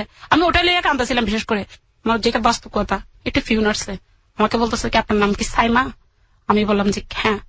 ও তো আপনার নামে একটা চিঠি আসছে, কথাই তোটুকু ভাইয়া। আমি আনছি ভাইয়া, ও লেফওভার উপরে কিছুই নেই, একটা কাগজ আছে, তারেকর নাম, ফাবকের নাম, যেটা থাকে রেজিস্ট্রি। আমাকে বলে যে আপনি চিঠিটা সাইন করে নেন। তো আমি ভাইয়া সাইন করে নিছি। যখন ভাইয়া লেফওভারটা খুলছি, দেখছি একার আমি ভাইয়া তখন আমার দুনিয়া, আমার থেকে মনে হচ্ছিল যে আমার দুনিয়া নেই। এখানে লেখা আছে যে আমাকে আপনাকে দিব পড়তে, আমি শারীরিক মানসিক নির্যাতন করছি। তালাকনামাতে যেসব ইস্যু থাকে সেটাই, আমি এই তালাকনামাটা হাতেও নিতে চাই না, আপনি যেটা নিয়ে আসছেন কষ্ট করে কক্সবাজার থেকে। আমাকে একটু বলেন তো, আপনার কত বছরের সংসার ছিল? আমার 2007 থেকে 2014। 7 বছরের সংসার। এই 7 বছরের সংসারে যদি আমি বলি, ওর সংসার আপনাকে, ওর পরিবার আপনাকে সাপোর্ট করেনি, স্বামী স্ত্রীর মধ্যে টুকটাক মনোমালিন্য ছিল, কিন্তু এই মানুষটা আপনাকে শেষ পর্যন্ত ডিভোর্স দিল। এবং তারপরে 2014 থেকে আজকে হচ্ছে 2016 সালের মিডল টাইম, 1.5 বছর সময়। এই 1.5 বছরে আপনার সামনে কখনো আপনার সেই তালাক দেওয়া স্বামী সে কখনো আপনার সামনে আসছিল? আসছে, এরপরে গঠন হয়েছে। তারপরে এটা তালাক হওয়ার পরে দেওয়ার পরে আমি ওর সাথে যোগাযোগ করতে ফ্যামিলির কাছে যাই, ওর বাবা আমাকে প্রচন্ড মারধর করে, বলছে তোর সাথে যেদিন চিঠি ঘটনাগুলো আপনার জীবনে ঘটে যাচ্ছে, আপনার ফ্যামিলি আপনার পাশে এসে দাঁড়ায়নি? না ভাই, ওরা মান সম্মান, ওদের মান সম্মানটা বড়। কালকে আসতে চাচ্ছি যে বাধা দিতেছে। আমি কিন্তু বাড়িতে থাকি না তো, আমি তো চিটাগাং থাকি মানুষের মানে আপনি সাথে। যে রেডিওতে বলতে আসছেন এই জন্য বাধা দিতে আমার দিতেছে? ভাই 2টা বাধা দিতেছিল। কেন বাধা দিচ্ছিল? এদের মান সম্মান কিছুই হবে না, লাস্ট পর্যায়ে ওদের 0। আমি বললাম যে আমার জীবনটা তো চলে যাইতেছে, আমার তো গেছে, আমার বাচ্চাটার অধিকারটা কোথায়? আমি কি বলবো ওকে বড় হলে? মানুষের মারা এত চেষ্টা করে, কিন্তু তুই মা আমার জন্য কি করছো এটা বললো আমি কি বলতে পারবো ভাইয়া? আমি তো ওকে জন্ম দিয়েছি শুধু আমার পেটে, আমার গর্ভে ধরছে তার অপরাধ, এই জন্য ওর বাবা ওকে দেখে না। আজকে 1.5 বছরের মধ্যে কোনোদিন মেয়েটা মরছে কি বাচ্চে কোনোদিন খবর নেয় নাই। আপনার চলে কিভাবে সংসার? আপনি কি করেন? ভাইয়া আমি যেটা ওই যে বললাম দাত্রী কাজ করতাম, আমি কোনো প্রতিদিনও যাইতে পারি না। কেউ যদি ডাকে যাই, ওই যে ওষুধের আমাদের দোকান ছিল, এর থেকে ওষুধের নলেজটা বেশি ছিল আমার ডাক্তারিতে। তো ওই হাজারিগুলি যেটা আমার চিটাগাং রপ্তানি আন্তর্কিল্লা, ওখান থেকে আমি কিছু কিছু হাজারিগুলির থেকে পরিচিত মানুষের কিছু মহিলাদের প্রোডাক্ট মানে জিনিস পিল টিলে সেই সুই এগুলো আমি ভাইয়া ঘরে ঘরে ঘরে ঘরে যাই। এই ঘরে ঘরে গিয়ে যা পান এই দিয়ে আপনার সংসার চলে? এগুলো দিয়ে চলি ভাইয়া। চাকরি করলে 6,000 টাকা বেতন পাইলো ভাইয়া, ওর পিছনে জায়গা 3,000 টাকা মাসে।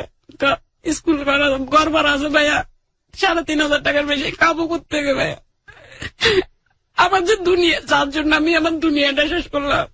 যে প্রশ্নটা করে আজকের অনুষ্ঠানটা শেষ করব, যার জন্য জাত, ধর্ম, পরিবার, অতীত, বর্তমান সবকিছু ত্যাগ করলেন এবং তারপরও হয়তো জায়গা পেতেন নিজের পরিবারের কাছে ছেড়ে গেলে, সেটা হচ্ছে নিজের পরিবারের কাছে যদি আপনি যেতেন এবং নিজের পরিবার আপনাকে গ্রহণ করলো না কারণ আপনি ইসলাম গ্রহণ করেছেন।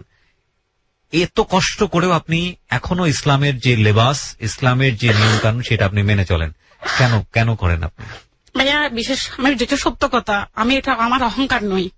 আমি ভাইয়া তাহাজ্জুদ নামাজ পড়ি, আমি তাহাজ্জুদ সালাতুত তাসবিহ 3 দিন আগে দোষ ছিলাম, কালকে পড়ি নাই, আজকে রাতটা পড়ি নাই। আমি যদি ভাইয়া বলাটা ভালো নয়, স্বপ্নের কথা, আমাকে যদি এরকম হাতে করে যদি মক্কা যদি এরকম নিয়ে ছাড়ে না দিত, আমি ইসলাম থেকে চলে যেতাম।